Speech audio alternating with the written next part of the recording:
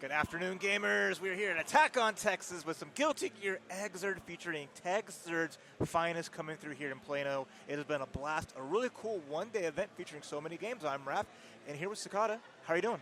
I'm doing great, man. I'm always happy to be here. I'm always excited for Exerd, especially because we have the clash of the two cities that really make this scene in Texas. We got Houston versus DFW, and I'm excited to be here. You got EVO champions up on the screen right now. That's right. It'll be sick. I'm blessed to be joined by a voice of the scene. You've been doing it for longer than damn near anybody, and an absolutely fine commentator in Raph today, man. I'm happy to be here. Well, I'm happy to hear you say that. It means a lot, and I'm excited to be with Sakata and with all of y'all. We're kicking it off with, like you said, the EVO champ 2025 Vokun coming back to DFW area to protect the city from the invasion of Houston, of San Antonio, of Austin, of these players.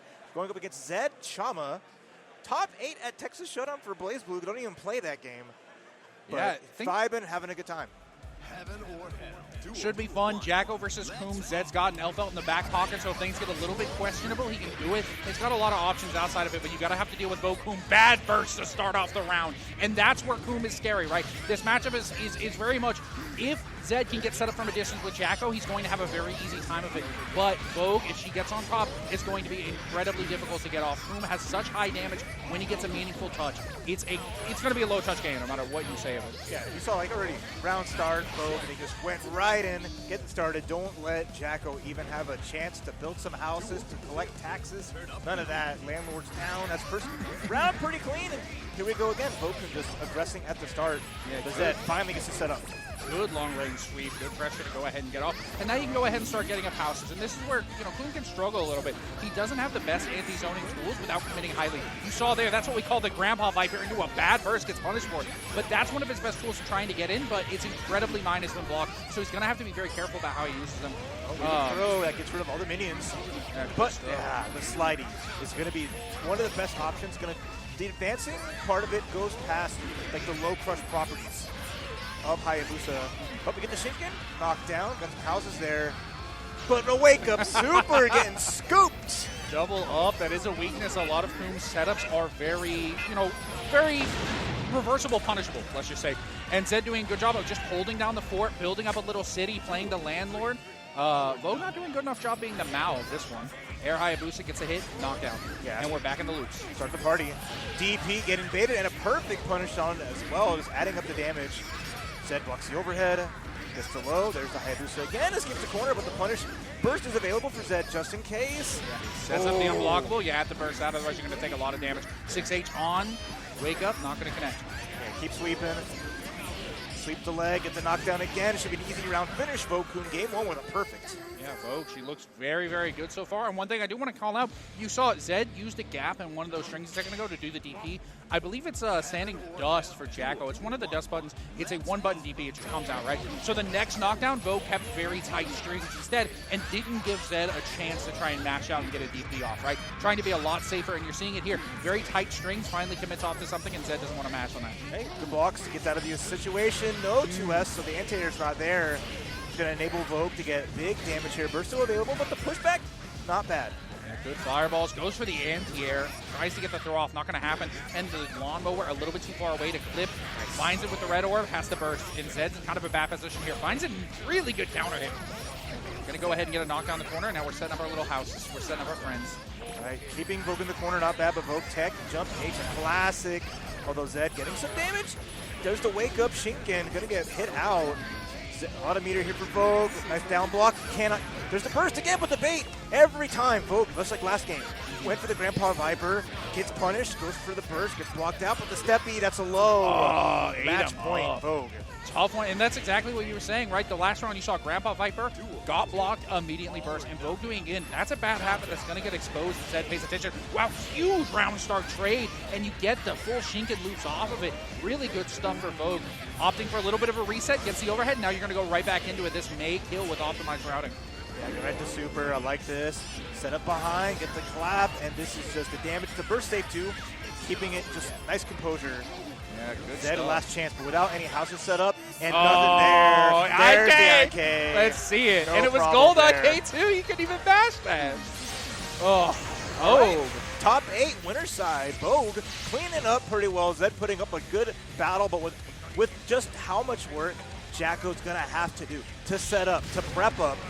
Vokun just saying none of that, busting down the walls, getting a great top 8, trying to take 2 back-to-back big events. Yeah, I mean, huge shout-outs to Vogue. Just great play. She literally wrote the book on Boom in a lot of situations. I believe does all the dust loop work for the character and wrote a bunch of different other guides. Like, Vogue is a big mainstay of the character, and that sort of effort, that dedication really shows in a matchup like that where really good conversions, really smart play, and great at playing around Jacko all the time. Good stuff. Yeah. The time well spent. They've been in the game for a very, very long time. This is like the second coming of like the Custer Rd community, the different generations of Custer Rd, so they definitely put in a lot of work in the previous, back when we had players like Kid Viper, Hamad, Oso, and many more, and always keeping up with them in some capacity.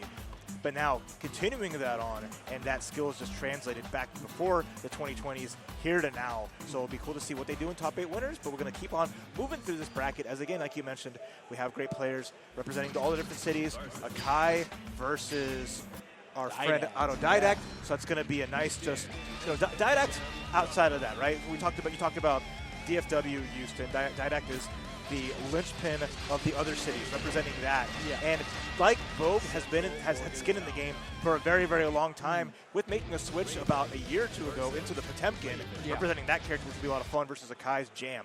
Yeah, it's interesting too. Didact originally playing Elfo, going to Potemkin is a huge change of pace. You know what I mean? For better or for worse. They're doing a bit of a button check first, but that's a huge change of pace in characters in terms of what they do in terms of screen space control. But Didact has been playing well in Potemkin and always has that Elfo in the back pocket. Jam, of course, a classic sort of ignorant character, right? She's got great buttons, great advancing normal. She wants to set up her little cards on knockdown that give her specials more abilities, more effects, and make her a better character overall, right? So this is kind of they're both steamroll characters. Once they get the ball rolling, they're going to do very, very well. And so what's going to matter a lot in this matchup is that first touch. Whoever gets that first big knockdown is going to have a huge advantage throughout the course of this set.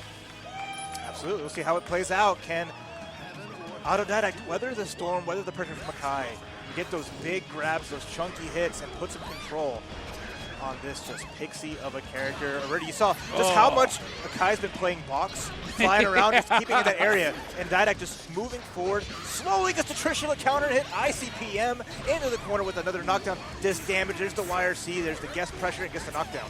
Yeah, and you still got to guess. You still got to hold this knockdown. 5K, yep, re-staggers into the tick throw pop buster. Not going to be enough to kill. Great tech forward in Jam. Akai going ahead, taking a risk, has to do one to try and get back into this matchup. YRC, we got overhead pressure, tick throw. We like that. All right.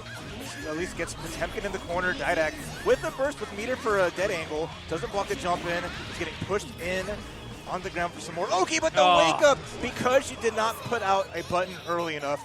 Running up to Potemkin forces you to take the guess. Wake up pop buster is fast, will beat some throws, is dangerous. Yeah, it's an incredibly fast option. And it's something you have to really respect. If you try to go for any sort of delays on their wake up, if you try to go for anything that's not an immediate meaty button, he has the chance of doing it. And sometimes he'll just backdash you anyways and go for it, right? Hot really rewards the gamble and the correct guesses. But when you guess wrong, you're going to get punished a lot. Akai, good round already. Get the corner early. We're going ahead. We're keeping these combos nice and consistent. Set up cards. Goes for an overhead there. Good block, but Didact not doing enough to get out of this pressure. YRC trades back. Oh, there's the flick with the parry on the flick. Getting some more loops in the corner. Gonna go for trying maybe next hit into a bow or a nice RC right off the dive, just like but before saying it. RC again, extra damage, beating the knockdown into the kick, and that's really big now as Akai's tied up the round.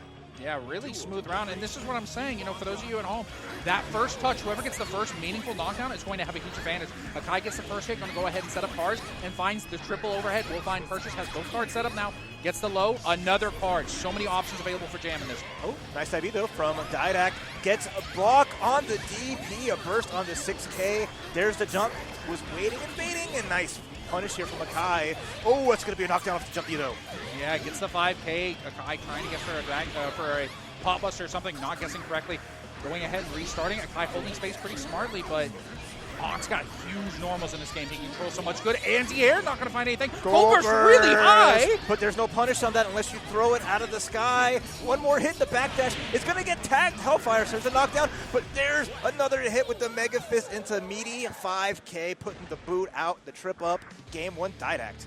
Good stuff. What a scrambling game that became near the end. They both gotten a couple of knockdowns, and they were just struggling to get another meaningful hit to keep things going. I like that, by the way, holding on that pause screen. You just had a big scramble. Take a breather, reset mentally, try and figure out what you have to go. We're going back into this next one. Jam dashing around. She gets the 1-inch punch. Not going to find anything off of it, though. Both of them trying to control screen days. Counter hit jump D just gets sat on once again. Didact in control, just controlling the pressure. Oh my god! The parry on the hit, but then using Hammerfall to armor through the parry attack. Didact on another level, but gets the tumble. Big damage here for Akai with the knockdown, but drops the knockdown, but gets the mash out afterwards. Yeah, at least he's finding something. Finds the double overhead to go ahead and open back up on Didact. Wake up, Potbuster. You weren't throwing on a meaty, you're going to get smoked. Oh, and then nice clean jump in RC6 heavy, the big fist, the massive punch, and Didact looking to punch their way into top 8 with one more round. Yeah, really good stuff. And you notice, wow, round start 6H, definitely an option, and worked out there. But luckily, Akai getting another hit, going ahead and forcing with the counter hit in the corner. Gets a chance to run some Oki, goes for a 5K, not going to find anything. Parry the jump D, good answer on that. You're committed to the jump D when you throw it out there, so parry for big combo, but a good burst to deny the card. Yeah, smart. You got to play that little resource game. You don't have necessarily the best burst points. Oh, nice jump in by Akai. Finding a good hit. Yep, resets for Meaty. Pushing all the way to the corner. This should kill with meter. Yeah, Bow connects no problem, and Akai keeps themselves alive in here.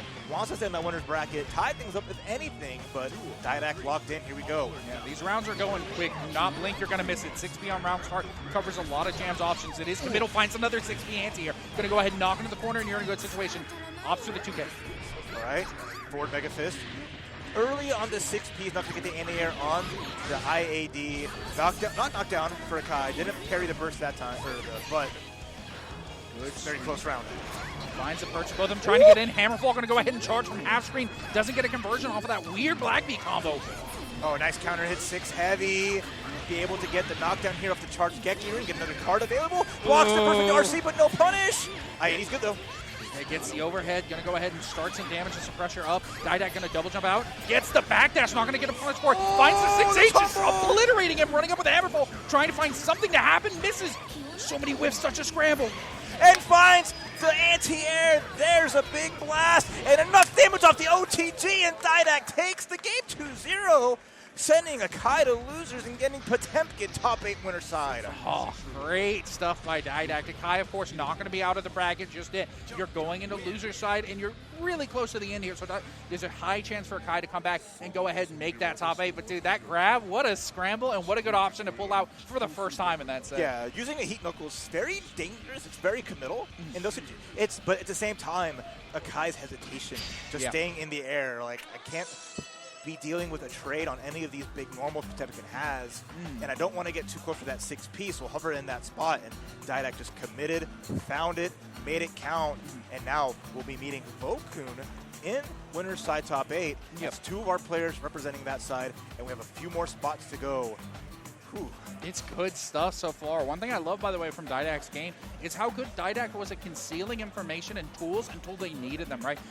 One great example of that was at game 2, round 1, you saw go for a Potemkin jump overhead on Oki. The character never does that. It's not really a great option for the most part, but it's one of those things that you pull out to just get your opponent to think about your mental stack, the options you have available a little bit harder, and stuff like that. Those late scrambles, pulling out new things the opponent hasn't seen before, it keeps them guessing and makes it harder, and just a great rotation of options to just take it over Akai there. No, yeah, but really fun. Like I said, hectic, but that's like the part of it, right? Jam is all about fighting at a close range. Yeah. But Potemkin, with their long range, but also the ability to play at that close range as well. Yeah, the defense is going to be rough, having to block a lot of that pressure, but Akai wasn't able to apply it as well.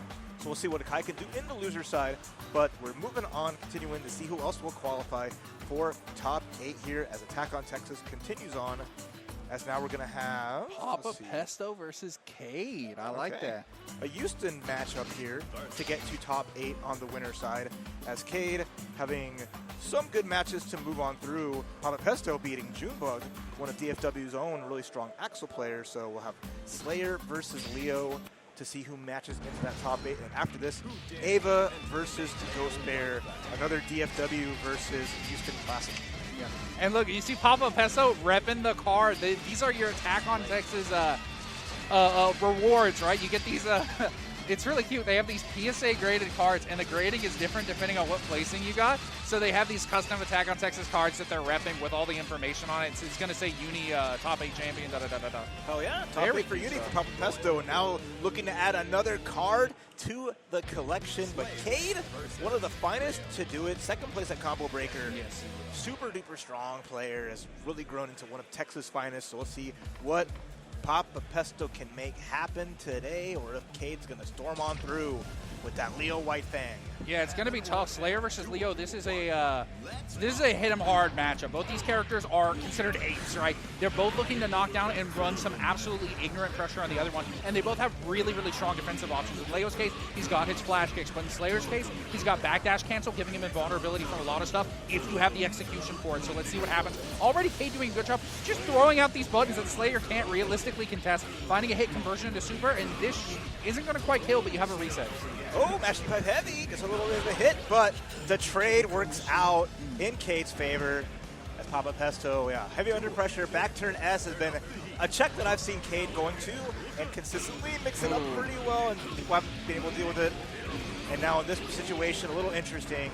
Found a counter hit 5K, didn't able to get any kind of knockdown, getting Cade a big chance to put that pressure. Yeah, I mean, Papa Pesto's just struggling to find that first hit, right? Backdash, that cross up, close S, you get the super out of it. You're looking in a good position for Cade. The problem is Pesto hasn't had a meaningful chance to find pressure. This is his first big hit that leads into a knockdown, and already he's getting some good combos there. Waits out, goes ahead, gets an optimal conversion there, but gets clipped by the flash kick anyways.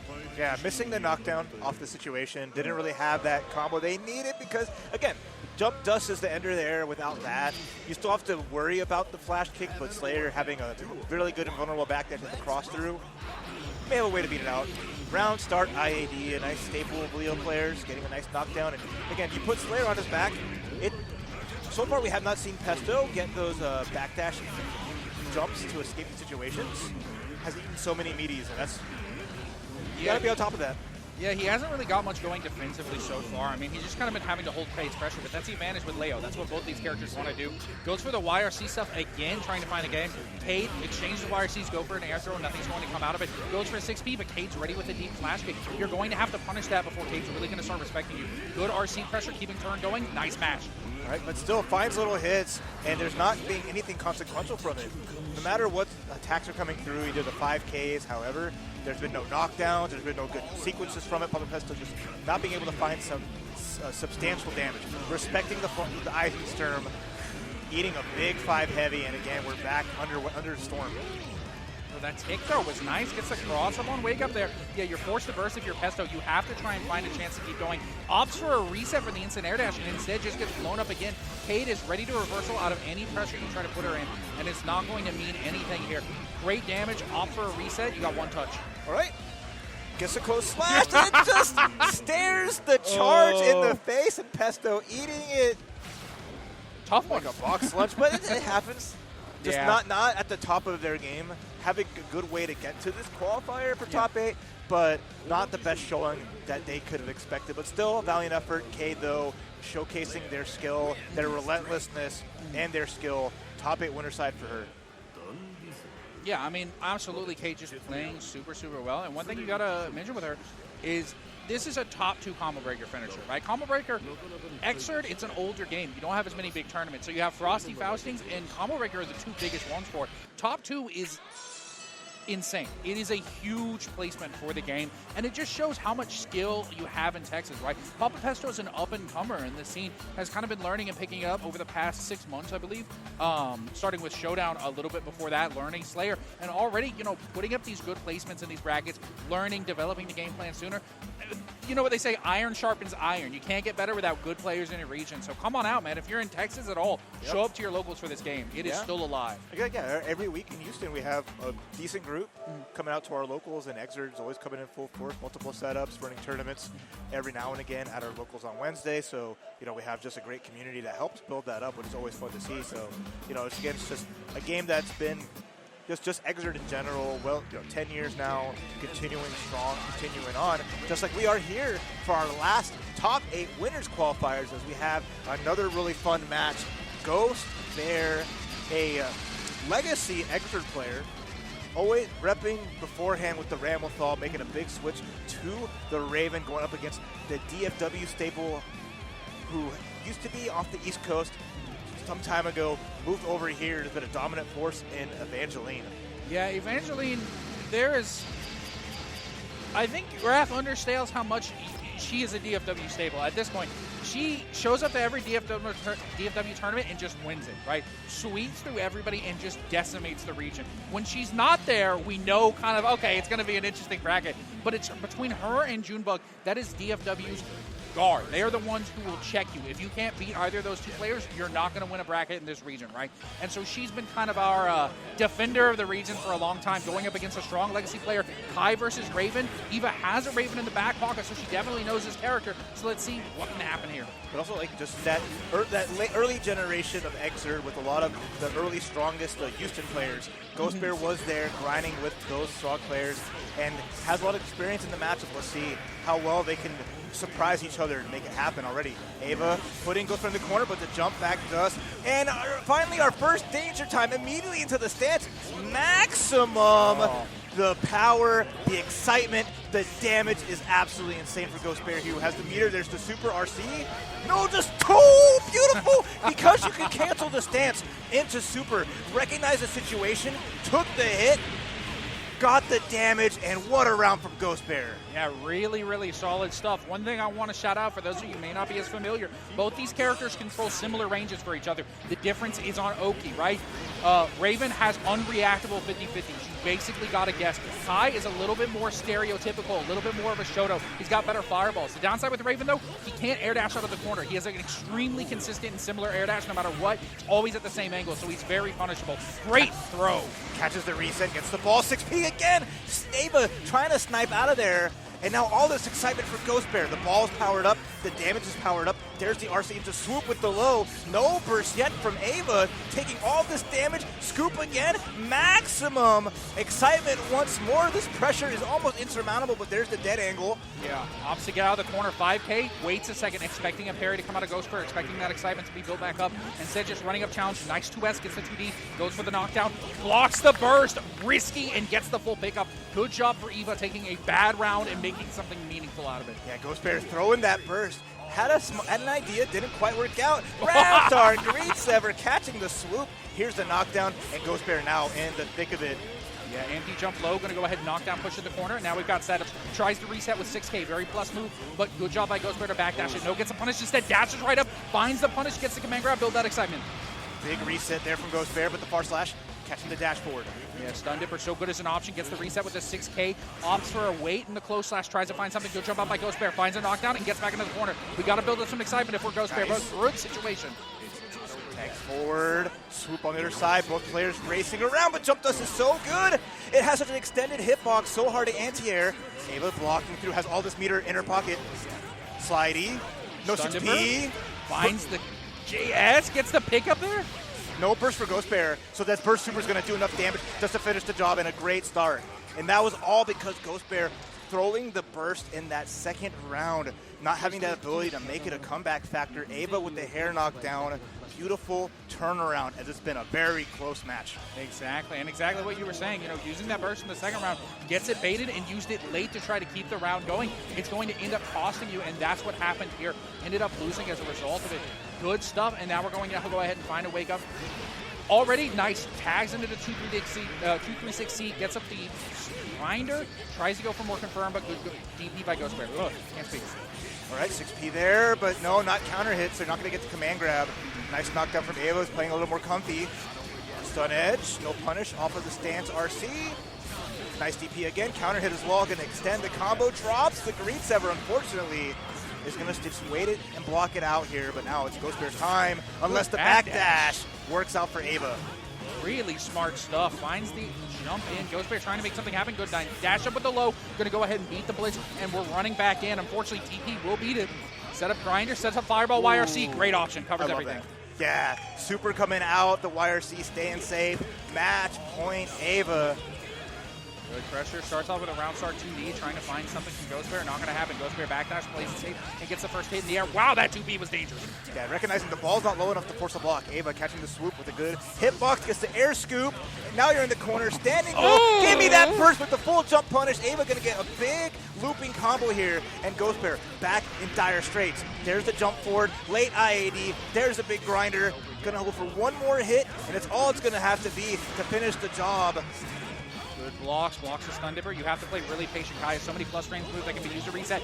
YRC Grinder, not going to matter. Covers Ravens every option, and you're just going to close it out with a glow. Great stuff by Evangeline. Big, really solid play. Fun match. Had a lot of good back and forth. Good early start from Ghostbear, but then when Ava caught up, she was able to surpass, take the lead, and dominate. So we now have 2 DFW Titans. Well, a quotation mark on Vogue. They're coming here to defend, but they're legacy DFW versus current DFW. Then you have a Houston staple, and then Didac representing what I believe is Austin area. I'm not. I apologize. Austin, San Antonio, one of the two. I'm not sure. I'll have to double check. I've always it always escapes me, and I apologize for not having that on lock. But still, a great top 4 winner side with Akai going into losers. Makes things a little fun in that end as the pool of shark grows ever bigger here at Attack on Texas. Yeah, speaking of which, on loser side, Zed Chama went ahead, qualified over Sleet, and Akai beating Galactic Bounty. Galactic, another DFW pop player, fortunately takes the L on that one, going to have to go down. Looks like we will, though, on losers quarters. Papa Pesto and Athma may have already started. We might see Pork Bun against... against the loser of In, so it would be Ghostbear, yeah.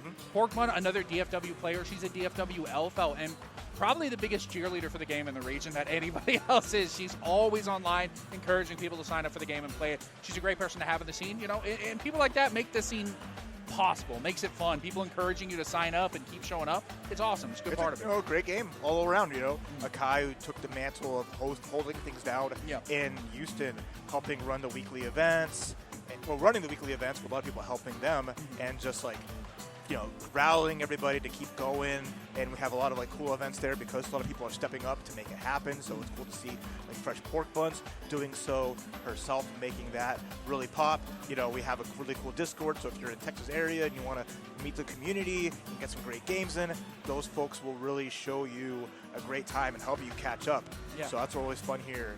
As everyone's kind of vibing as we're moving through this bracket. You get a good view here in Plano, Texas. Yeah. A lot of folks out here just grinding out so many cool games on display in the streams. We have 2 streams, so shout outs to Full Bar Esports also streaming some more events on that side as Texas does it big and does it right. Yeah, oh yeah. Big shout out to Sloth and Mikey, our folks who've been running this regional now for 3 years. The first one was in FX Games. We had 80 people in there. It was not long after Street Fighter 6's launch. We had 80 people in there for that bracket. It was the hottest it has ever been. It was like the hottest day in summer that year. The AC was barely working to keep up. I remember after they got through the first round of losers and like half people left, you could feel the temperature drop by like 20 degrees, but it was brutal. But they've been moving to make each and every bracket bigger, add some unique stuff, right? Last year they had pickleball. This year they have 3-on-3 basketball. In addition to all the great FGC stuff, they got Aldea hosting food, man. It's nice. They like to have something unique, and Attack on Texas is great. If you're in the area, come on out, man. We highly recommend you to. It's a great tournament with great people. And we still got a long day ahead of us, so there's still plenty of more fun stuff that'll be on display, but nice we're getting the Guilty Gear going. There's also some Strive a little bit later on, but looks like Ghostbear's back on the setup. Going to go against Fresh Pork Buns. Likely Raven versus the Alpha. Yeah. Fresh Pork Buns, violent play style, can catch you off guard, but with Raven's very great normals and the ability to lock somebody down, can really help keep that control. So it'll be fun to see how this plays out between these two. Exactly. And one of the interesting things in this matchup, you saw Evangeline got a lot of mileage out of Kai's reversals in the previous setup. Well, Elbow doesn't have any that don't cost 50 meters. She has a reversal super, but she doesn't have any natural reversals. In exchange, she has some incredibly strong corner pressure, and if you're lacking an air dash like Raven does, Raven has a great air dash, but it's always at that same consistent low angle. Yeah. It can be really hard for him to escape the corner. So they're both pulling up the Nikkei Goddess of Victory. These people are gooners. Get them off the stream, man. Come on. But no, it's tough. If Elvo can get that first interaction in the corner, she's going to be in a very comfortable situation. But the same could be said about Raven. First hits are going to matter. First corner sequence is going to matter a lot more. Yeah, things can get very messy very fast. So let's see how this plays out, because there's a top 8 on the line. And again, some really cool cards and trophies to take part in that already round start. Early hit for Fresh Pork Bun. There's the burst up from Ghost Bear using a little early, but at least putting Pork Bun in the corner and blocks the burst. Yeah, good stuff. I agree. Was used a little bit early, but that's how much, Ghost Bear has to respect Elfelt in the corner. If Elfelt gets you in the corner, the game almost becomes over there. Great Dust. Going to go ahead and get a nice corner combo. Reset, we are at full excitement. So Ghost Bear is going to have a lot of high damage supers and a lot of options available. Catches the overhead. This is an easy confirm, and you're going to die taking the first round. And yeah, easy OTG. Nicely done. And again, once Pork Bun got set into the corner by the burst, Ghost Bear just did not relent the pressure, made it count. Pine Berry's out.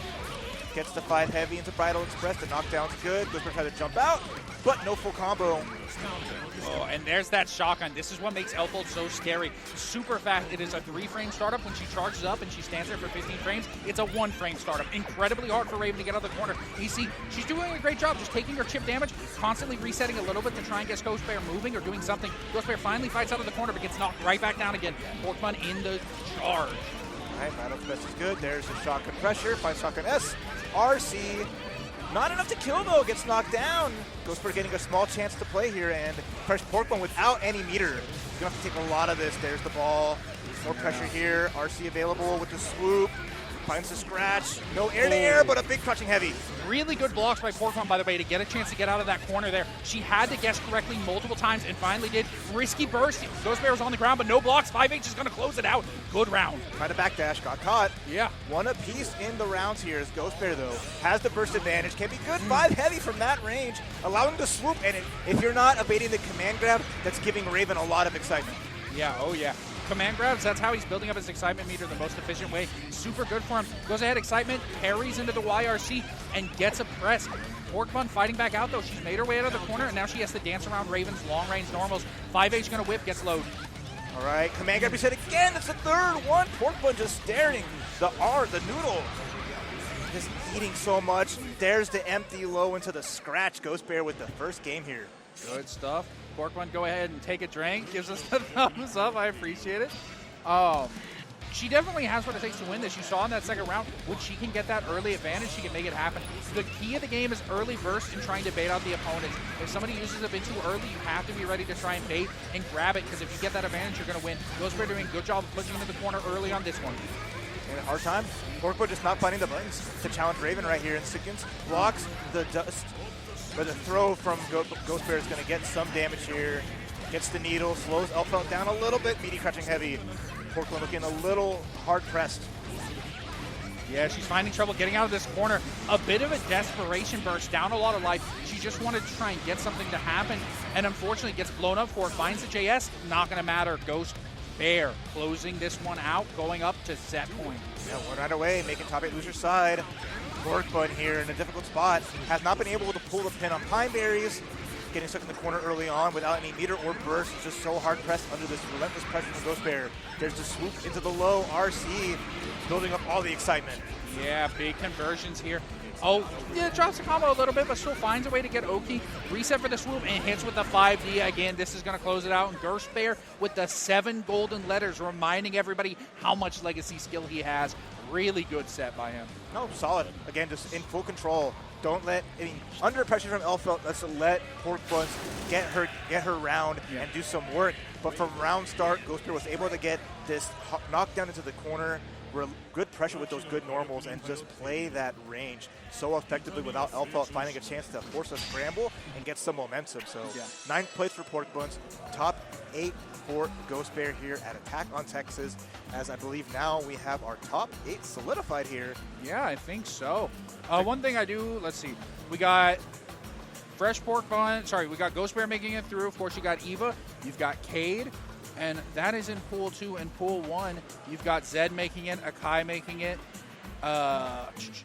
Vogue, of course, Evo champion, and Didact, right? So a lot of, from Pool 1, every person you saw play has made it in the top 8. Essentially, yeah. And the folks that lost in the winter side moving through, as Papa Pesto did a good job against Adma.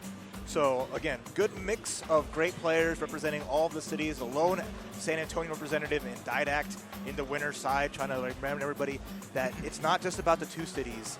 There's 4 great communities all across, and more in the Texas region. So I love to see them all be on display here at Attack on Texas. And I hope you all are enjoying the show here. Make sure you are locked in, letting your friends know the action's going on, supporting the stream as well with a follow and a sub if you'd like, as great people will make a great event. Yeah, absolutely. And what a great event it has been so far. You've got fresh food available, cooked on site. You've got basketball if you want to go out and play and grind. And, of course, you got a lot of August, Texas heat. Y'all are brave. Dude, it's actually not a bad day, too. Yesterday was better, at least from Houston, because it was raining pretty heavy. So it was like the coolest day. Yeah. But out here, doing sports, I mean, look at me. Do you think I'm going to last more than an hour playing basketball out in the Texas heat in August? No. So big ups to anyone that braves that. Braves it. Yeah, braves is the right word for it. My AC's been out for the last week and a half, so I've gotten real used to the Texas heat. Oh, I'm so sorry. That's the last words I ever want to hear anyone say. Goodness. Oh. Dude, I mean, I know we figured out we're 95% sure what the problem is, so we're going to get that soon. But let me tell you, today, it's got a cool breeze at least, thank God. And the venue's kind of cool, too. Yeah, I mean, a little toasty. PlayStation's definitely up the temperature a little bit. But, the accent's just as hot as our players are all at each other to try to win one of these amazing little medals, as well as winners taking these graded cards set up with, the top 3 having, the nice solid border for all their hard work. So this is super dope. Shout-outs to Sloth and crew making these unique and fun.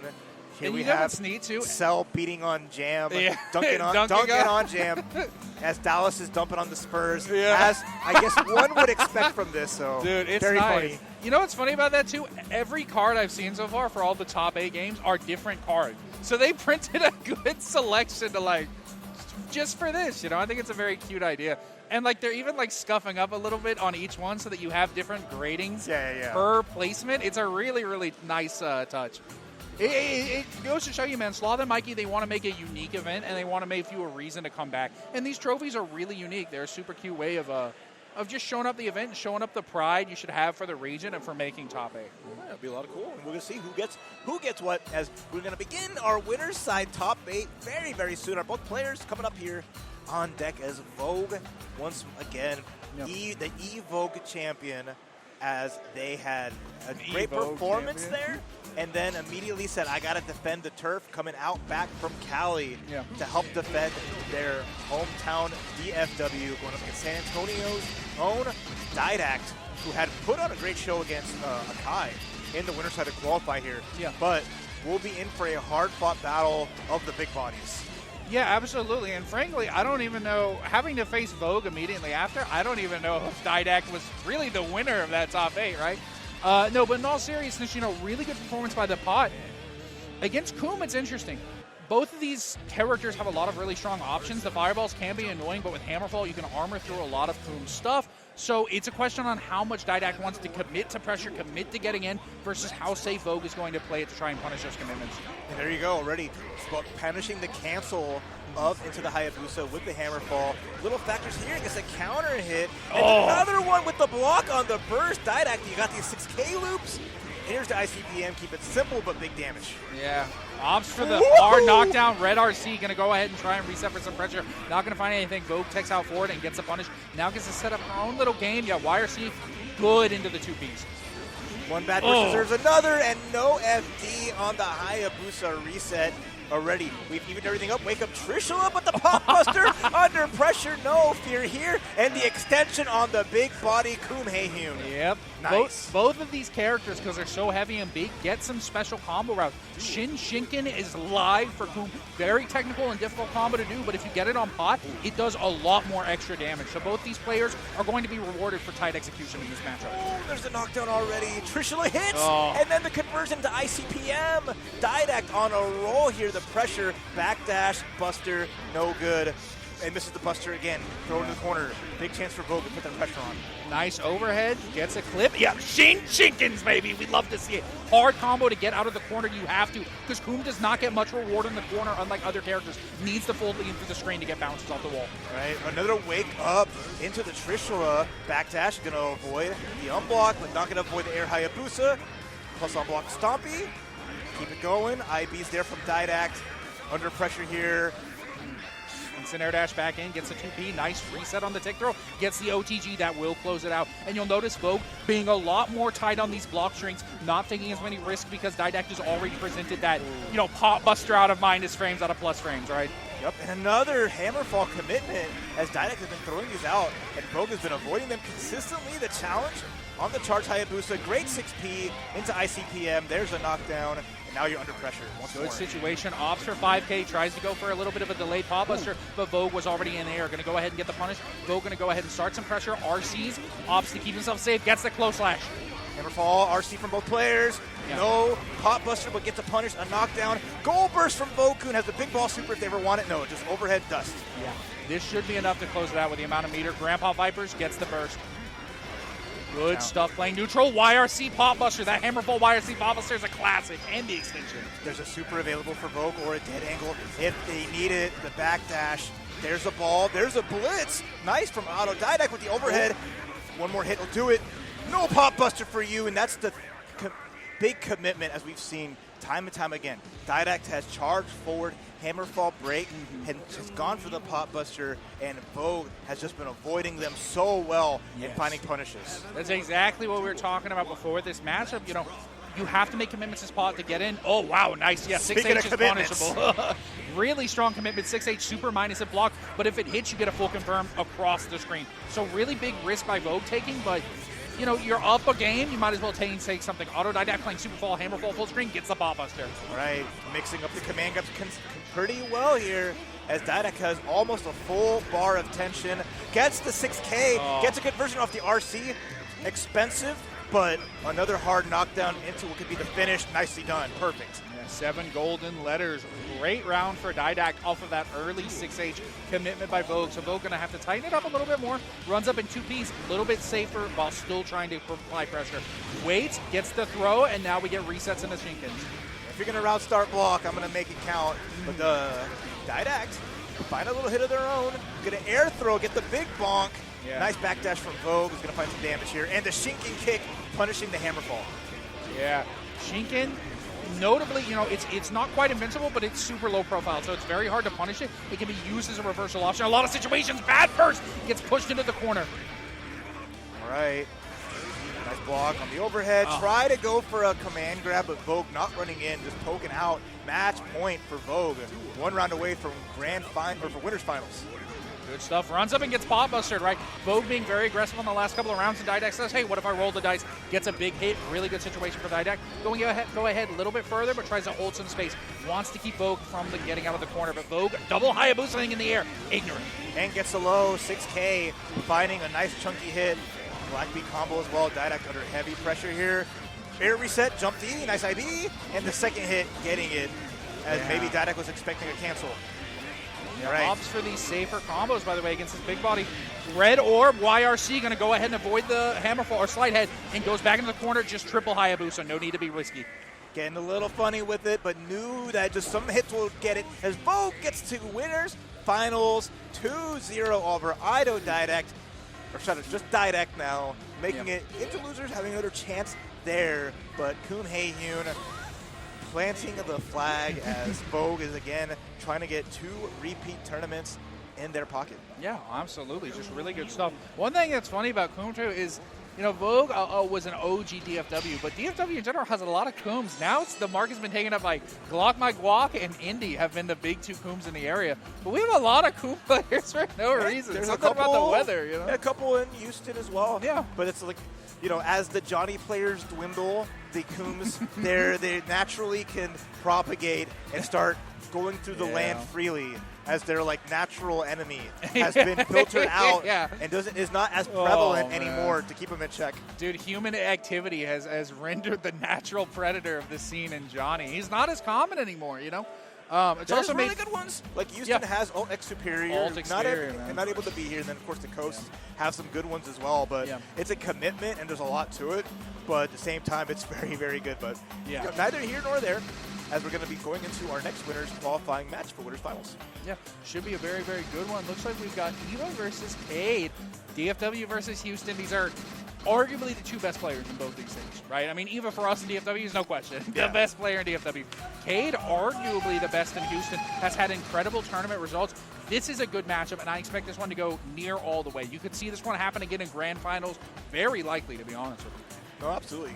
And as like I said, Houston, it's Cade, Ghost Bear, Akai, Alt. Those four are like a nice tight pack of just exceptional players. At any like local or regional tournament, they can pop off because that's just like how close the skill is there, you know? Yeah, absolutely. And that makes it really fun to see is everyone's just really pushing each other very, very well. So now we're going to see how well these two can push each other as Cade is, I would say, the underdog here. As Ava has just had such a stronger track record over time. Yes. So we'll see how well it plays out. This match of the Kings, Kai versus Leo Whitefang. Dude, two of the three Illyrian Kings represented here in this winners semis match for the chance to punch their ticket and go up against Vogue. This will be an exciting one, and I'm looking forward to seeing it happen. We've got solid mid-range versus some extreme oppression in Leo. Let's make it happen. And already both of them representing the fireballs early. All right, knockdowns there. A burst two. Doesn't want to have to deal with any of that grinder pressure, which will force Leo to have to block. And that's the last thing a Leo player wants to do is be on their back. Good stuff already. Leo going ahead and charging in. Gets clipped by the low. Knock down the stun dipper, and you got to hold that H fireball. Good pressure. Set back up with the grind in the corner. And now that there's meter at play, using a fireball could be difficult for Leo. The stun dipper is always readily available for dash up throw. Life lead for Cade. Look for the crossover. Nice blocks from Ava. Good avoidance of the pressure. Nice IAD by Cade to go ahead and get something started. YRC's in neutral, just trying to see what Eva's trying to do. And instead finds a little bit of a loose hit. Not going to be a full combo, but gets caught by the YRC fireball. Good stuff by Cade. Yeah, big time. Nice. The challenge there, just respecting the RC, blocking the air dash, and fighting their turn with the fireball RC. Air dash forward at the start here. Nice. Back turn working so well here, but the DP is going to help Evangeline get some momentum here. Good heavy fireball. You got to hold that. Nice 2D. Going to go ahead and take the knockdown. Really good range on the 2D. Good option as a challenge or sort of a delayed option from the Gatlings. Good anti-air or good air-to-air combo. Gets another back turn hit. Huge damage. His back turn stance is doing so much work for Cade. Great DP on the unblock, avoiding getting the guard broken into anything silly. As right now, more pressure's on. Fireball RC. That's so strong here as Cade finding their momentum. But first available for Ava with a lot of bar here, but how much opportunity they're going to have to use it just to bust out. Yeah, good stuff. You saw, gets clipped on the backdash there, opts the burst early. You don't want to give the skate up, and Eva's going to have to go ahead and get some pressure going. Sets up fireball, YRC tries to go high. Nothing going to work. Good flash kick by Cade, and gets back thrown. Close match. Try to run through. Nice smash out from Ava, but the backup Cade. Drop kick is there. OTG's not enough, but the fireball RC is going to do it as Ava trying to stun dipper RC too far out, and now Cade one game up here. Yeah, really, really good stuff. Just looking solid in control. Eva's really, really good, playing well, but Cade is locked in, using great pressure on better fireballs for Leo. Wow, a danger time already. I like that early in the match. Good back throw by Eva. Knockdown, we got the H fireball, run up, and we're starting some pressure. Opts to the reset, keep the plus frames on the 6K, but gets clipped out anyways. Huge damage. Yeah, rough if you're Ava there, just getting tagged. That fireball RC has just been a menace so far, just keeping Ava in check. Right, bring it down, back turn pressure, but a DP again. Ava not afraid to bust out. Trades, but a trade combo there for Cade. Finds a reset into the 2P, and now match point. Yeah, really good plus frame pressure and awareness. Off to that 2P there. Catches Eva mashing. One of the fastest buttons you have in Leo. Might as well make something happen. Eva's going to have to find a little bit more patience and just try to keep not getting blown up by those YRC fireballs. Good run up throw. We got the corner, and we set up air grinders. I like that. Smart option. Cade again, slash, Eisensturm gets out of there. Counter hit 5 heavy, but the Vapor Thrust getting a knockdown. Ava with the life, with the grab, has the meter to make something big happen, but has to find that hit just to make it. There's one. There's the burst of Cade. Yeah, good stuff, and gets the air grinder set up low enough to the ground so the fireball went through and beat the YRC fireball from Cade. Good air combo, gets the knockdown. We're going to opt for a reset, opts for the parry, expecting even a match for a reversal. Yeah, the triple shield, not going to work out there. Ava on the board with the round. The FW starting to pop off a little bit for their queen, but still on the back foot as Cade is still one more round away. Trade at the start, far slash fight. Yeah, tough one. Both of them are jumping up early. Air dash in for Eva. Knows she has to get pressure started early. Far slash, stun dipper. Gets the knockdown and sets up these fireballs right in Cade's face, daring Cade to press a button and do something. Oh, close interaction. Little spooky catches the backdash. There's the knockdown. Some solid damage here. The backdash is good. Now that Ava has shown that they'll be happy to DP that backtrip mix-up, they can escape the situation pretty handily. Burst out for Cade. RC, nice side swap with punish from Ava with the throw. Huge throw on that. Really scary to do there. The presence of mind you have to find that is huge. Opting for a hit, gets the YRC fireball of her own, and Eva going to get a full conversion there. Close it out and push this one apiece. And you're seeing Eva starting to challenge and stop the fireball RC from Cade, using their own either through the grinder or through the stun edge RC and just answering back, I know what you want, I'm going to make it work, so I'll be one step ahead, and has really turned the tide in her favor, as now we're going down to our last game here in this set to see who will face Voku in winners finals. Yeah, and both of them taking a moment there, Cade. Both of them taking a breather, thinking through their options, thinking about what's been presented so far and what they've got to adapt and make little changes. And backing up Eva, relying on fireballs a bit more here, playing a little bit more passive and going to force Cade to make some more commitments. Yeah, big punish there. You can't be doing that on block. But the burst was good from Cade. There's the guard break, but nice mash out into the jump. Ava stuck in this corner here, but gotta watch out because the counter hit is good and the burst is out from Ava. Yeah, both bursts are off the table there. Both are pretty similar in meta. Cade finding a good first hit. Tries to go for a little bit of a bait out, getting Eva to press a button, but not going to fall for it. Eva playing nice and solid. Very committal. Good clip here. We're setting up the fireball. Yeah, Stun Dipper's going to beat it. Going to go ahead and close it out before it gets started. And again, setting up fireballs right in Cade's face, trying to get Cade to match a button or do something to challenge. Grinders there, more extended pressure, knockdown's good. There is the Sacred Edge, another knockdown of the Grinders. Cade is just heavy under pressure. Big hit, RC gets the dust, and that's going to be match point, Ava. Really huge turnaround, going down game one, going down the round in the second game, and has managed to close it up and play super solidly. You notice Eva just playing so nice and tight. Jump forward, JS going to go ahead and get a hit there, and we're opting for pressure. Keeping under the timer so that Cade has to commit to get out of the corner here. 2H will clip here. Big conversion and blocks the burst. Eva is on another level today. Big roll here as Cade is running out of chances, running out of options. Fireball, RC, there's the Sacred Edge, super powered up, and the house has been defended. One of Houston's finest sent to the loser's side, as we're going to have Voku versus Evangeline. Winners finals later on as Cade in the loser's bracket she goes, and the hop off the stage with a leap. Mission accomplished. Dude, really, really good set. And the level of adaptations, the amount of changes they made. I mean, you watch the first couple of rounds, it's almost like Eva was building and gathering up a repertoire of information, seeing what Cade wanted to do, seeing what Cade wanted to look for, and then changing up the game plan enough in game 2 and in game 3 to get the win there. That's a great match to watch if you want to see a Kai Leo mirror. Like, that's a really, really good matchup to learn from and how you utilize against each other's tools, fireballs, spacing, and corner pressure. Really, really solid stuff from both those players. But also how to look at like good adjustments. I mean, Cade ran with it in the first game, but Ava just once Ava was able to match and surpass, just took over, kept up ahead, and found the finish. So really well done there. Just a masterclass of two great players just trying to keep up with each other and making those adjustments. So with that sends us to the loser's bracket. Yeah, it should be a good one. Looks like we've got a Kai versus Zed Chama. Jacko versus Jam. Should be a fun one. Again, you've seen this similarly. If Zed can get set up, it's going to make a Kai's life really difficult. Jam's going to really struggle to get in. But Jam has such good pressure, such good plus frames, pick throws. She's got a lot of ways to sneak in and get her turn going. If a Kai can get started, it'll work out very, very favorably for him. Yeah, that's kind of like we saw with the Voku match against Zed. It's just like, round start, I have this with Jam the speed to kind of navigate and get that going. But Zed, with other characters, plays all of the Valentine's Day Bramblethal. So if they need to, they can always go down to the Elfelt again. But it's going to be Jacko. They're picking hard mode as now elimination match coming up on deck here. Loser side, Attack on Texas, Zed jamming out.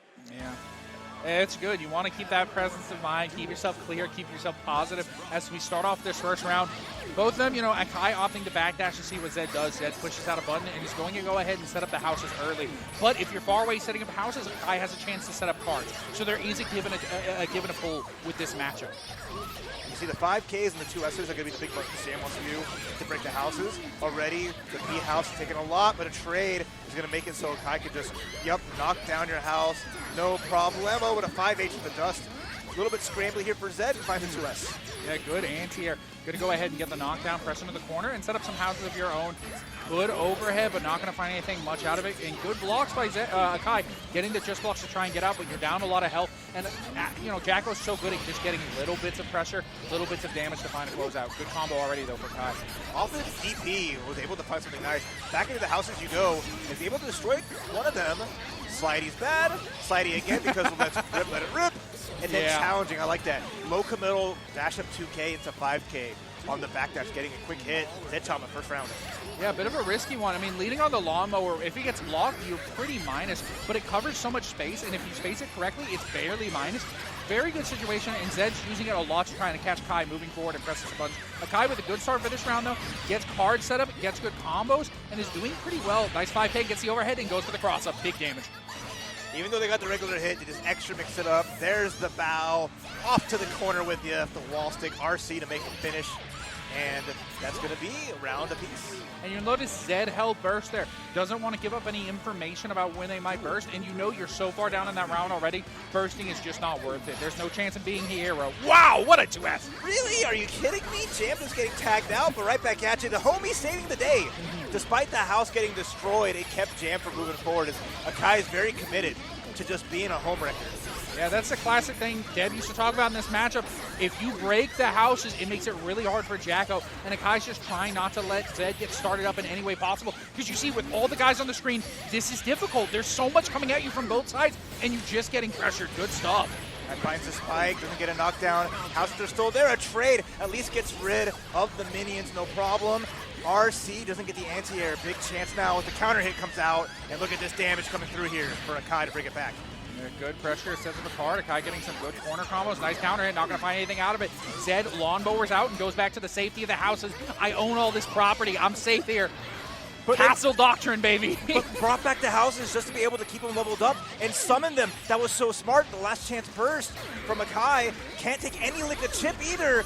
Any one minion that does the pressure and the hit. Oh, the homie gets tagged out. Almost have a burst for Zed. And there it is. Has the chance. Get the throw. Not dead. Okay, Slash saves it as we're getting too crazy with it. A little bit. Akai made that harder.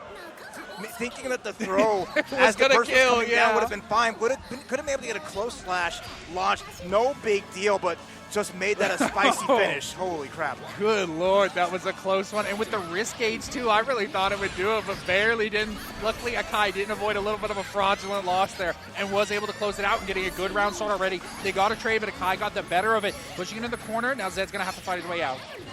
All right, homies are there. The minions are coming out. Starting to put on a little bit of pressure here. Oh, the explosion's coming through. Got to watch out. It's about to blow. Yeah, sets up the boys. And you've got so many houses. You've got so many guys coming from full screen. You're going to be able to set up in some really annoying pressure here. Gets the throw. And look at all the boys. You got a whole marching line. The Union's built. All right, there's meter for reversal just in case. But so hard to deal with. The jump is good. And all of the damage with it. As Zed Chama, another round on the board. Dude, you got your boys together. You're pulling up to the bar, ready to make some magic happen. Good anti-air there to round start for Zed, keeping Akai from going in. Going ahead and starting to set up some houses.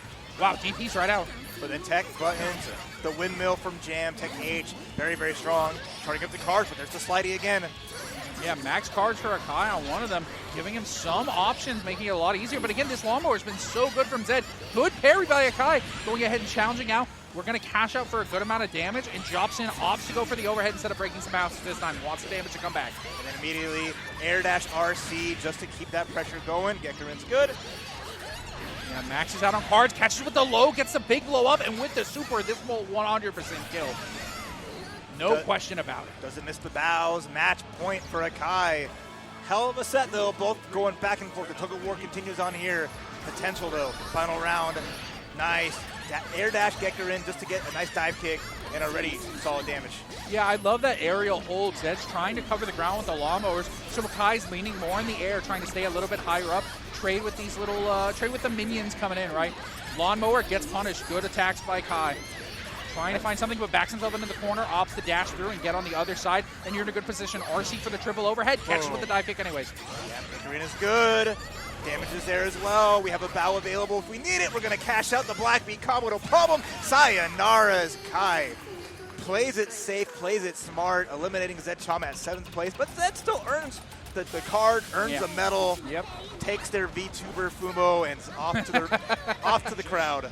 Dude, good. I mean, and really good stuff by Zed, by the way. It never felt like there were some rounds where Akai was definitely in control, but it never felt like Zed was out. Zed was always playing to the outs, trying to set up, and you had a couple of really good interactions by Zed. Maybe if things had gone a little bit one way, a little bit another, we might have seen a different outcome, but Akai locking in, that is Houston's very own TO, doing a great job improving. Hey, I still got that dog in me, right? They did great. It's not down, not out. A lot of Houston team kills coming through, but that's the way the cookie crumbles, as now we're going to have Papa Pesto versus Ghost Bear, as again, loser side is literally all just the Houston army encroaching on everybody else right now, which is a lot of, again, almost 15 people are coming out from Houston, just driving all the way through up here to DFW, so it's really cool to see. A lot of people just making it here to Attack on Texas, making this such a great event. And it's a great way to kick off the school year for those folks still in school, as well as just keep this summer momentum going. Yeah, absolutely. And again, huge shout outs to all the Houston folks, man. It's not a fun drive, the 3.5 hours here, but I really appreciate them nonetheless showing up and supporting. Looking forward to the next big regional tournament in Houston that us DFW folks can come out there and maybe try to encroach on y'all's soil a little bit. But again, once again, huge shout outs to all the folks who drove up there, all the folks that helped carpool other people, man. That's why, Mikey and Sloth have had carpool incentives for a long time to encourage people to come out here, and we're so grateful they have, and we're so grateful we get to watch this set coming up. Papa Pesto, the new blood, versus Ghost Bear, the old guard. Let's see what happens here. Bramlethal Valentine doesn't want a challenge with the Raven, recognizing that, Slayer's a slippery character. Raven doesn't take to damage and to stun well, and the Bramlethal control means a lot more, so you'll see the overhead coming out from her Tekken strings, and now off to the corner you go. Yeah, went for that H follow-up on the slide. Not going to get anything happen. Reset. Yeah, good punish. Sets up the ball. Ram's big thing, she is a set play character. She wants to set up her swords and use those to apply pressure and get mixed. And so she gets in the corner, she gets a knockdown, and she gets those swords above your head hanging like a sight. It is a scary place to be. And you understand, Papa Pesto is like, damn, what is going on now? Yeah. Because again, Slayer's that character, it's very slippery. Backdash, has great backdash tools. Has ways to escape a lot of this. But Ram just puts out so many hitboxes, so much crap on the screen that even Slayer's going to be hard-pressed to navigate it all. 100%, and that's one of the things he can struggle with. Ram's so good at putting those lingering hitboxes out. He can catch Slayer in a lot of the end strings of the dashes. Can catch him trying to move forward and trying to get his pressure started. It can be really tricky to navigate, so let's see how Papa Pesto can do this. Getting caught by the air one, as exactly what we were just talking about. Right? Gets rid of both of the bats, but then gets tagged immediately by the jump dust. There's a little bit of trend that Ghost Bear likes to have with his characters, being able to hit with these giant hitboxes down. And now Papa Pesto in a tough spot, wake up 5 heavy, going for a throw. Good block from Ghost Bear. Good 6P, finding something 2D for the Oki, and gets the Mappa Hunch meaty. Good pickup here. We're going to knock down the corner, opts for a little bit of a reset, goes high that time, tries to catch him low, but Ghost Bear already jumping. Just charge Blitz full on mid-screen. Super punishable, and Ghost Bear aware. Yeah, backdash Mappa, not going to work. If IP does it, Papa's like, oh my, can I play? Can I play the game, please? I think that's literally what he's asking. It's like, bro. When is it my turn? And Ghost Bear's like, yeah, you see, he scrouched over. Good stuff. Has to get a little bit of some pressure going into the corner, but Ghost Bear just dashing out of the corner, not going to hold anything. And nice box jumps. just staying in that range, making it so hard for Pesto to approach. But Pesto gets the attack forward, jump heavy. It is Slayer time. But the Gold Burst beats out the Helter Skelter. We're going directly into the big beam just for a mix-up. Interesting. That's all your meter gone. Yeah, I mean, you got a Gold Burst. I assume you probably didn't mean for it to happen, so hey, might as well try and go for a hit off of it. Not going to work, though. Pesto with good blocks, but Ghost Bear getting some damage anyway. Contesting out of the corner. Just needs to find a good situation. Takes one of the swords back, sets another. Nothing going to happen here. Red RC, Pesto going for some pressure. Gets the Helter Skelter knockdown. And gets the blow off. Yeah, you cannot throw. It's late. Because by the time you realize it, it's too late, and Papa Pesto with the round. Big damage, keeping things moving. Yeah. One other thing I've seen so far, Papa Pesto has not gone for like any under pressure mix, right? Hasn't really committed to pile bunker too much, except for in that moment. Oh, nice. Gets a good counter hit there. So I'm interested to see when he's going to start committing to these bigger options with higher reward on them. So far, he's been playing very solid and just been struggling to get good air throw into the Helter Skelter. All right, goes for a challenge. There's a bad blitz. Big damage here. The sword set.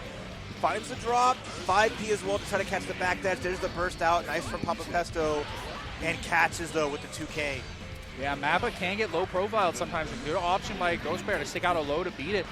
Right now, you know, Papa Pesto's got a pretty good lead and finds the JH. Going to go ahead into the close slash and get the round. Wow, forcing it to a round 3, or game 3.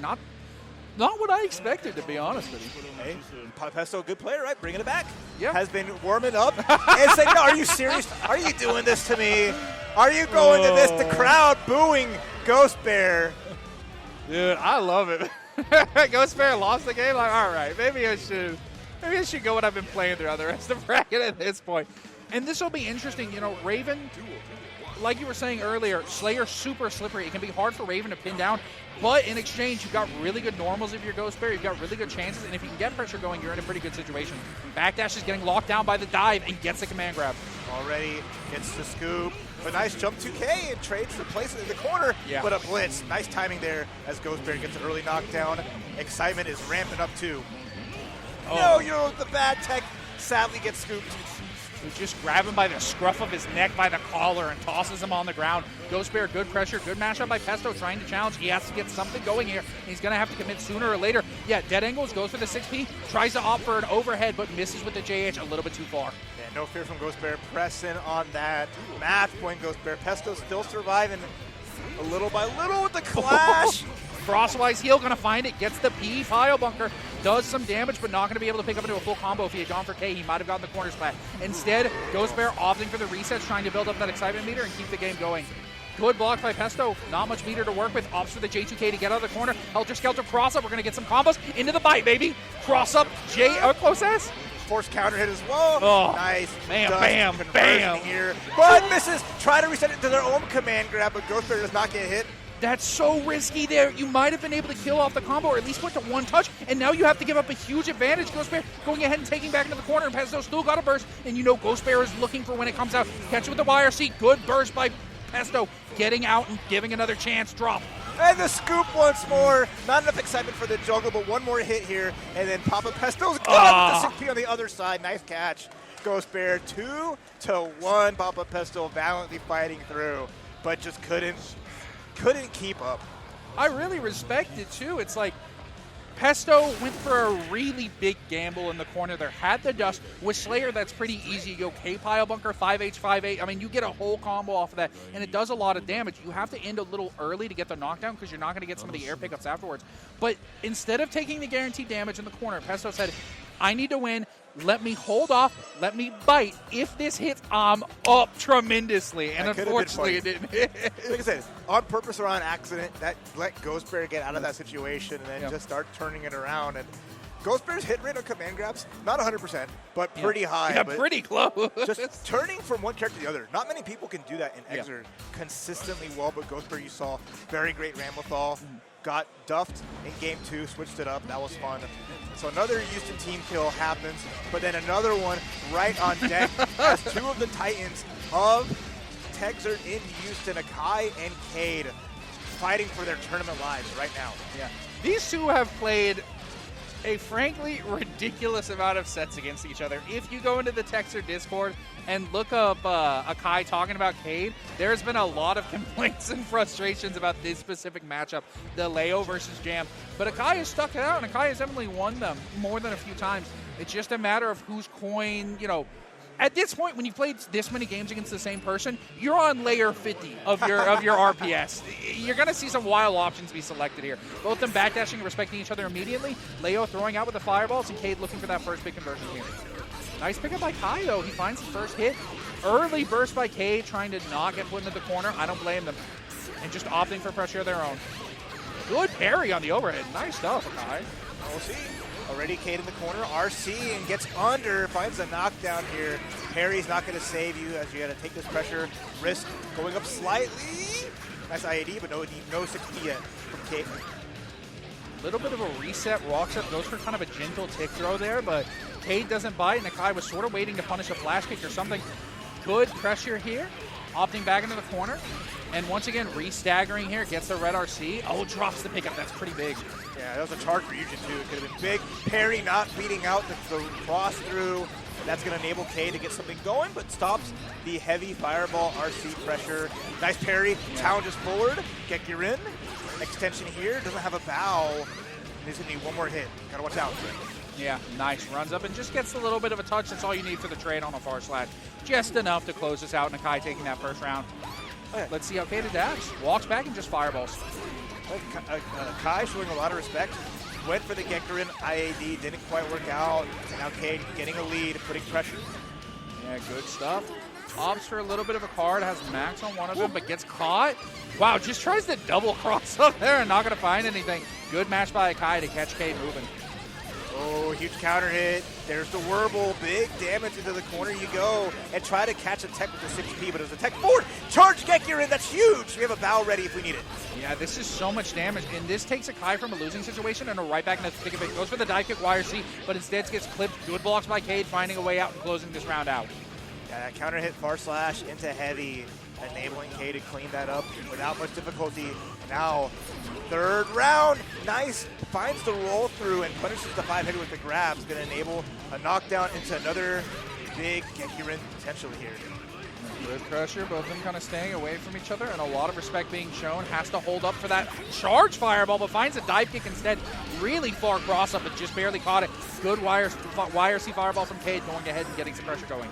And puffball denied, but we have a fully powered Ryujin, and there's the burst from Cade. Back turn party time. Almost a punish if they committed to the jump, but there it is. Akai finding the damage to the corner. Knockdown's good. Yeah. Good stuff here. Gets to set up a fully charged card. Finds a knockdown, and again, another touch off of the trade there. Cade matched a little bit too much and is getting it blown up for it. There's the dust. Blows up a no conversion. Gets back thrown. Maybe an accident. Maybe wasn't ready. But still, Cade on last legs here. Double YRC into the parry. Uh-oh. Akai with no meter, and the tension is going to be coming up so slow. It's all Cade right now. There's the delayed IAD. There's the hit and the finish, and Cade steals it back from Akai. Yeah.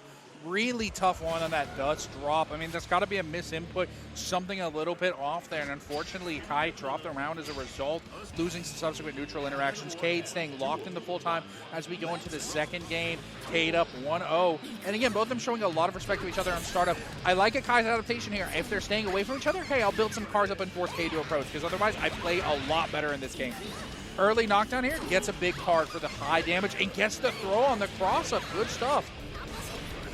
Big conversions. Once again, set back up on card. We got the vacuum, we got the plus frames, and we reset red RC to get it confirmed. Once again, all these little knockdown damages, they don't seem like a lot, but they add up quickly, and so many cards for Akai. Cade forced the flash kick out. Good pressure. We're resetting back up. Gets clipped by the low. Dives through burst. Does keep you safe for Cade. You're so far away, but unfortunately, another dragon kick going to close it out. Good first round by Akai. Really in control there. Yeah, has to keep up find a way through, right? They had good momentum going in game one, just couldn't seal the deal. There's the burst out just to put Cade away, but she's right back in, getting a knockdown, and really starts the party by avoiding the DP and getting a big punish. Yeah, really good stuff, and a huge blow-up. That super for Leo is one of the few in the game that can just naturally follow it up into a combo, so it gives him a lot of extra damage if he can pop it off. And again, nice closeout route there. Kane got a couple of early touches, got the corner, and got a big damage conversion. That's the name of the game with this character. Starting this third round, 1-1 apiece. Charge Fireball, both trade on the round start, but better for Cade. Got the trade off the 2D, gets a knockdown, and you got a ton of damage in the corner. Jam doesn't have the best guts in the game, so she can get really exposed when she gets hit. Ooh, far slash. Little something there. Another dash up far slash as well. Evades the wake up from Cade. Spends the burst, trying to keep this round alive. Nice FD, but the big, good jumps. Gekker in, gets a hit. Uh-oh, here we go. Good overhead, finding something, knockdown in the corner. Opts for some cards. YRC Fireball into the cross-up. Not enough. Hard to block, and unfortunately, Akai going to go down to Cade. 2-0. Cade keeps it moving, eliminating Akai out at 5th place here at Attack on Texas. Yeah. As now we have our final 4. Well, actually, no, sorry. We have one more to see our final 4. I apologize. It's going to be Ghost Bear versus Didact to see who gets into that final top 4 spot here as we're getting down to the nitty-gritty here in Exeter top 8. Yeah, absolutely down to the wire there. And, you know, I think it was a really interesting set between Akai and versus Cade. There was a lot of respect being shown, and you can tell in that final round there, one interesting decision I saw Akai make was Akai got the knockdown, and instead of opting for Oki, stayed extra, charged more to get the cards, and that really speaks to what Akai was valuing in that matchup. You're down by a lot, but still needs the advantage in the neutral and needs bigger subsequent conversions in order to win that. Fortunately, it didn't work out for Akai, but it's really telling of like what layer these two characters are on and these two players are on, because I don't think you do that against a Leo you just set down across from, right? Unless you know the Leo you playing, you know how they like to DP, you know how they like to flash kick, everything, right? Super interesting match, but ultimately went the way of Cade. Could have gone different. We'll see what happens, but another great match for you. Didact versus Ghost Bear up on stage right now. It's going to be fun. Again, both great players. San Antonio's last rep and champion here versus another player from Houston, as we're just a little bit everywhere. Mm-hmm. But it'd be fun to see, because then if Didact wins, then that makes it DFW, former DFW, Houston, and San Antonio. We have 3 of the major cities represented in top 4, which again shows the strength of Texas Exeter community all the way through. Oh yeah, absolutely. And again, that's what I'm saying. You know, if y'all are interested in Exeter, talk to any of the people here that are here for this event that have been playing Exeter, that are excited about it. Say, hey, I'm not super familiar. Do y'all have a Discord? We are happy to have you in. There are people constantly playing games, looking for games. Beginners brackets are being ran all across the place. There's always people new showing up and looking for advice. So I highly recommend, if you're at all interested, get involved in the scene if you're in Texas. It is a great scene full of great players, as you've been seeing today. And we've got another great match coming up for you in just a second here with that Didact and that Ghost Bear. No, I'm excited. We'll see what Didact picks into this. I imagine it might be the Raven, especially going against Potemkin. And that's another interesting one, because Raven has the buttons to keep Potemkin at bay, can put on that pressure and layer it very effectively. But again, Raven does not like to get gripped easily. Can be stunned pretty easily, especially in situations if Didact sets it up. So it's a very interesting way that Disc can play all the way through. I'm excited to see. Here we go. Should be neat. Let's see. Both these players have swapped characters before, and we've got their swaps, the Ravens, the Pots. This is interesting. Pot can really struggle with the offense that Raven can present, but at the same time, if he gets going, Raven's going to struggle against each other. You're hearing this a lot, but Extra really is a game where that first touch, you get somebody into the corner, you're oftentimes going to win off of that position. You're seeing that by Ghost Bear so far. Great conversions. Didact just struggling to get out, finally finds a slide head and gets the overhead to go ahead and start some pressure. Backdash YRC though, just to make some space. Hammerfall the backdash back at YRC. you! Instead of trying to go for anything cutesy, just getting out of that spot. Finds a far slash. Very even here. Another backdash YRC though into the command grab. Who scoops who? Yeah. Not enough excitement to convert off of it, but instead Officer a knockdown, gets the disc set up, and caught the anti-air. We'd love to see it. What a read. Anticipating the jump forward. Ghost Bear gets the snipe. Good. You're not the only one with the heat knuckle, all right? We got you. You're not the only one who's going to read and grab people. Good combo. Yeah, goes ahead and bursts. Didact doesn't want to be first forward back into the corner where it gets really difficult for Pot. Instead gets eaten up into the scratch. Yeah, opts for the blitz, but nothing going to come out of it. Big trade with the knockdowns there and beating up the armor with the swoop. Into the grab. We have the excitement. It's going to be extra scary here, blocking all this pressure. Didact stuck in a hard spot, counter hit with the swoop, and now it's just adding up the damage. Yeah, huge amount. Throws once again the orb, goes for the dust. Good block by Ghost Bear by Didac trying to find his way out, but not going to find anything. Instead gets eaten up high yet again into the scratch, and Ghost Bear closing it out with a very determined game one. And jump dust too cheap. Even at that point where like Didac's like, okay, 6P is not on the table. I'm going to try to heat Knuckle, just grab this bird. But then just that range, these normals just being such a big problem. At least we're starting though with the slide head. Yeah.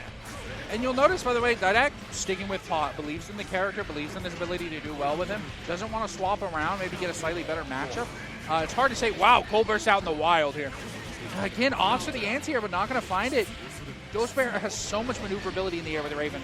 Oh, and then RC just trying to avoid the armor on Hammerfall being blown up, but Ghost Bear just continuing on forward, no problem. All the meter in the world snipes the jump out because Didac is anticipating and trying to escape this pressure, but it's just been too much. Yeah, and enough excitement to get the conversion out of a good 5P, but not going to make anything happen. Just gets closed out by Ghost Bear with that scratch, gets the knockdown, and just a solid round. Ghost Bear in so much control here. Jump dust again. There's a knockdown once more. Back into the corner. Under pressure. No anti command grab for you. Didac with a chance, but a Ghost Bear gold burst. Yeah, and this is... it's funny to say, it's kind of optimal for him. If you get that command grab, you don't have enough excitement, burn some meter, get another command grab out of the air, get enough excitement to pick up in a good situation because you're so much better off. Ghost Bear has to find something meaningful here quickly. Luckily, he has the corner, gets blitzed into burst. Oh my god, the combo off the charge blitz as well. Oh my goodness, Ghost Bear is playing so fierce right now. Didac under last legs. Yeah, opts for the little orb, and again, lands early, goes for dust. Didac has not been blocking enough of these dust, and Ghost Bear going to get the conversion. This is close, but I believe it might kill. It's so much damage. Oh, That's enough. The super does it. Ghost Bear takes it 2-0. They're Raven continuing on a tour de force here in top 8, making it to top 4 and eliminating Didac at 5th place. And Didac, cool, great putting Potemkin on display here, but having that hard part of just like Ghost Bear was just making these reads and using anticipation in their favor, and it effectively worked really well, and then it just kind of cascades from there. But it was still a lot of fun to see. Yeah, absolutely, and that's, frankly, a tough matchup, to put it bluntly. It is a hard matchup. Raven has a lot of great tools to kind of contest Potemkin. He gets to stay in the air for a long time and hover, control aerial space, which Potemkin has to use very committal options to try and contest, right? It's a hard matchup. Didac played to as many of his outs as he could, but unfortunately Ghost Bear just stayed calm, stayed collected, and was so good on Oki, so good at making commitments, making reads when it counted for those air grabs, right? When I saw the charge blitz, blitz the flick, which got the reel back, held it at a distance, and then Didac burst, but because it was the early burst, it was the blue burst, and then got tagged into a command grab that was just like, okay, the gods have smiled upon Ghost Bear, and he's just doing his thing, which makes top 4, and now we're going to go into winners finals, and we now have our last players. It's going to be Vogue versus Ava, winners finals 3 out of 5, and loser side, for loser semis, it was going to be the match between Ghost Bear versus Cade. Yeah, it's going to be a good one. I'm excited for this one. Winners finals, so we're finally in a best of 5 first to 3 scenario. So we get that many more games that y'all get to watch and enjoy. We've got Koom versus Kai. This is an interesting matchup. Eva's used to the Koom matchup. Has played a lot against Glock, a lot against Indy in our local DFW brackets. And I'm sure Vogue has played a good amount against Kai in their time as well. So I'm kind of interested to see how they adapt around each other and how they're used to playing around each other's duels. Koom can struggle here because Kai has such great range, such good fireballs, and such way to contest meaningfully from a distance. But at the same time, if Koom can get a big hit, it's going to happen a lot. All right, here we go. Round start, winners finals. Vogue versus Evangeline. Finds the big Hayabusa, getting a small knockdown, setting up the orb pretty even to round things out into getting some momentum. Nice 6P into the knockdown. It's party time. Yeah, good stuff. We're going ahead. We're setting up the pressure. The basic mix for Koom is go low or go high with the overhead. Yeah, baits out the burst. You saw the Red X's shame. Evangeline was trying to RC that DP, but it's not going to happen. Instead, they both kind of have to reset. No meaningful touch for Vogue, unfortunately. Right. Oh, nice stun dipper. That's a start. It's a knockdown. Doesn't have to spend the meter yet for it. Grinder's there, but a 6 heavy guarantees the knockdown. Oh, nice trade. Good knockdown. Yeah, we're resetting back again. Red RC's off to the Shinkins. Doesn't quite get a good bounce because you're too close to the corner, but is able to close it out with a back throw. Really scary situation. Coom needs distance from the walls to get his optimal combos. That could have been really bad for Vogue. Yeah, still, being a big body has its benefits, but the gonna hit a nice read sever, knockdown there, counter hit grinder, and now this is Ava's time to shine. Good pressure, and again, just backdashing. Ava's so good at keeping people in the corner and holding it with a fairly standard mix of options. Good back throw by Vogue, though. Ava got a little bit too close, and now Vogue's going to start a pressure. Double Hayabusing, trying to keep him locked down. Good back throw into the corner. Yep, good blitz and good low to beat out Vogue's blitz back. Really smart by Eva. Yeah, I like that. Just early one, catching the unseen fireball, but Evangeline going to eat the overhead. The early burst, which is smart. Without a super, it keeps you safe and out of that range from a punish. Burst out, Vogue trying to close out here. Yeah, 100%. A lot of newer. Oh, wow. Stun Dipper immediately RCs. Goes ahead, takes the full combo. Sacred Edge is going to close it out. But that burst call was exactly right. One thing that beginners or people who are not as familiar with Coom might do is they'll boast it as Coom goes for the Shinkins. But because they're so low profile, you get punished for that, right? The best burst is to do it far away full screen because Coom doesn't have a great way to confirm. To pick it back up afterwards. And a good round start for Eva, pushing Coom towards a corner. Vogue fighting out valiantly, though. Right. Try to jump out. The Hayabusa hits. A-dash in. Got the grinder set up here. Now Vogue is going to have to IV. Gets a lot of meter, but it's still in a tough spot. If you find the crouch, D into Sacred Edge. Big knockdown, nice damage. And then the delayed IAD. Oh, wow. Eva didn't bait that burst. Vogue had held it for so long. Yeah, 60. Hold on. Back at it, Grandpa Viper. Yeah, you're going to get punished. Burns the RC because you have to get back thrown anyways. Tough situation to be. Yeah, after the RC in the air, found like the little air hit. Nice throw. As Ava strikes first blood, takes the first game against the Evoke champ.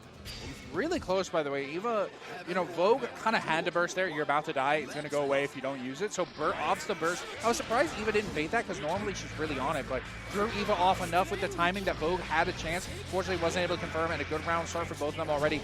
Eva getting the corner. 6H going to connect. Not quite enough to get into the stun dipper, though. Too far. All right, 6 heavies there. The ball, tuner ball showing up. The IB, nice challenge there. Ava's taking her turn back. Putting Vogue into the corner and a counter hit 6K, and then another clean hit. Trying to find your way out, but a tech heavy is going to help save a little bit of this. Yeah, Officer 2H doesn't go into the DPs. Instead, tries to catch a reset out by Vogue. Very safe. And you notice Eva's just not committing too much. Being pretty safe and solid. Can go for a stun dipper because you have the meter to burn. And we're just fireball YRCing, right? Low commitment stuff that if it gets a hit, you're in a good situation. Good air dash in by Vogue coming all the way in and is going to try to offer the unblockable. Unfortunately, pushes too far away. Eva gets the clip, gets the low, and gets the close slash to seize it out. Yeah, nicely done. RC perfectly there. Yeah. Ava on a tear. Potential here to go up 2 games, but the round starts Shinkin. Put that hand away. I don't want none of it. Just kicking Kai to the curb. Runs all the ways in 6Bs. Vogue is choosing. They're getting deeper into the layer of RPS here, where you're starting to see some bigger swings.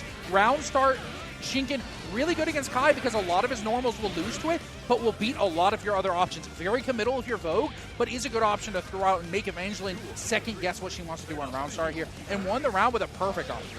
And a rare ultra tuner ball just to close out the round. Is usually Vogue likes to spend it for some big RCs. Shinkin is making reads, and then read connects. This is Vogue's adjustment. It's just putting things out there as stop signs, and Ava is just slamming her face into it. Yeah, good stuff. Good blitz by Eva to wake up and go ahead and challenge. Really late air dash and the really late button to catch Vogue mashing on wake up. Nice throw into the corner. The dash up block, maybe to block a dead angle. Yeah. And then found the grab either way. Ava looking pretty good here. A burst is there for Vogue, but Fireball RC, the dash in 2P to block the burst. 2 up Evangeline. Really good awareness by Eva. Messed it up in the first game, but on this one, locked back in, right? You know Vogue's super low. You know that after a touch, Vogue's going to want to go for a burst. So you just wait it out. You wait for them to do it, block it, and get the punish anyway. Triple Hayabusa, by the way, around start. Vogue didn't move at all. So you just let it rip 3 times, and it worked. And a beautiful punish here, too, with the crashing heavy slash. Going to get the charge. Shinkin forces out a dead angle here as Ava spends a little bit of it. Not putting up the corner pressure, but 6 heavy out into a nice little juggle. Yeah, good pressure. Knockdown. We set the blue ball. We're going to go ahead and re-stagger with 6H. It is minus, though, so you get punished. Good awareness by Eva. Minus enough to dash up close slash. I love that. But Yeah. clean. Vogue finally getting the first round on the board here. Has a lot of work to do if they want to get into Grand Finals winner side, but Ava slowly creeping up there. Nice challenge with 2S. 6H off for reset. 6H is plus 15, so you have all day to do whatever you want. Good 2H on the anti-air there to beat that air Hayabusa. You have to do stuff like that and control the air versus boom. Well, grounded Hayabusa going to get the clip, goes ahead and sets up orange orb, but the TP still connects from down. Double blitz back burst. Risky burst, by the way. And you saw Ava was charging her own. Vogue didn't want anything of that. Spends it, but now they're in the corner with no meter, no burst, and a big body that's under pressure. Jump out, avoids the 6H, but instead gets clipped anyways. Tech forward buttons, that's the classic. We love to see it. She gets blitzed at the blitz back, but gets the low sacred edge. Evangeline. So much awareness. And then the big point to Ava is just basically saying, no, nobody blitzes back low, and that's where you got to chop till you drop. Big counter hit jump slash. Evangeline match point to get to Grand Finals winner side. Really good stuff. Catches the 6P, finds some stuff. Fireball, YRC forces Vogue to go back with Air Hayabusa to keep from getting clipped.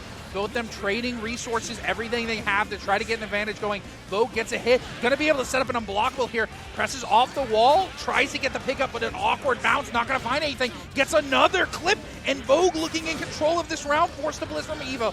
Ooh. Oh, the layers. The RC from both to avoid certain doom. Ava gets a pickup.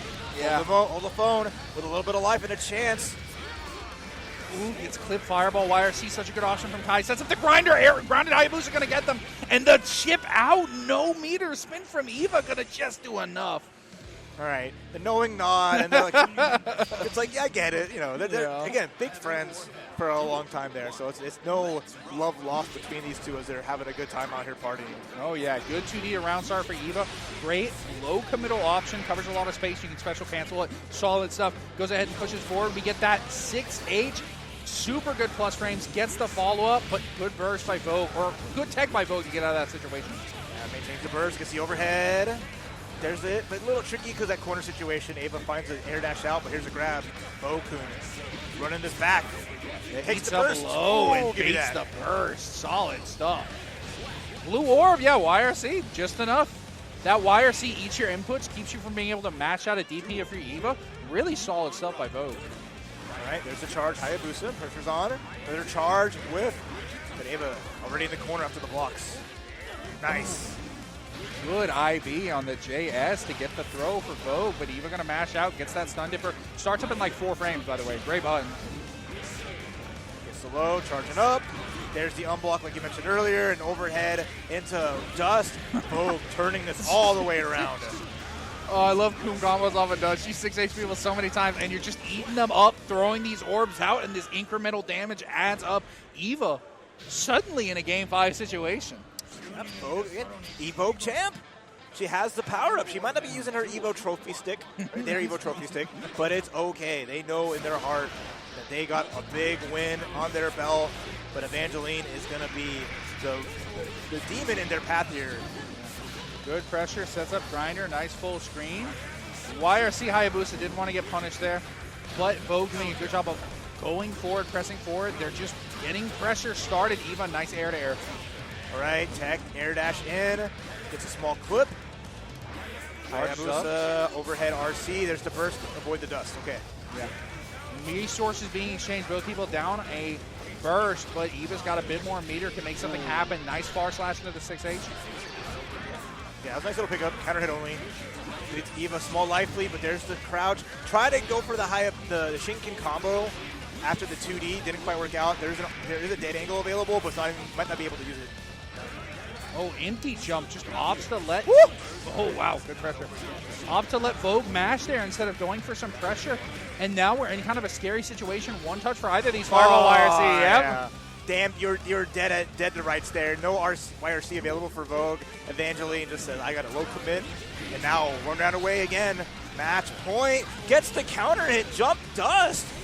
Getting a punch to the Grandpa Viper. Interesting. Yeah, that air grinder sets up and covers a lot of airspace. It can be really tricky for Coombs to maneuver around if they're not ready. Nice. Gets the far slash. Big connect here. We've got the Vapor Thrust loops as we go for a nice conversion. Goes for the late overdash. Catches Vogue blocking low, and Evangeline punching their ticket into Grand Finals winner's side. You love to see it. Yeah, absolutely. Stellar job from her as she makes a statement, taking down the Evo champ to get to winner's Grand Finals. One more set away from being your Attack on Texas champion. Down to the wire into a Game 5 here. Again, both players are putting it all on the table, but again, the former DFW staple falling to the current queen of the Dallas-Fort Worth exert scene. Yeah.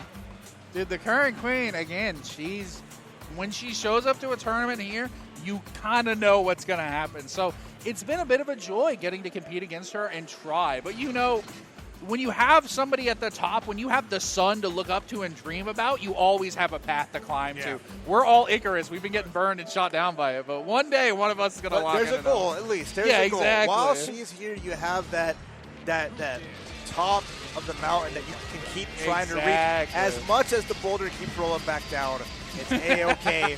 But now, I'll be a little bold to say this is another Houston Classic, as both of these players coming up have met time and time again, either in late in tournament or in grand finals. It's going to be Cade versus Ghost Bear.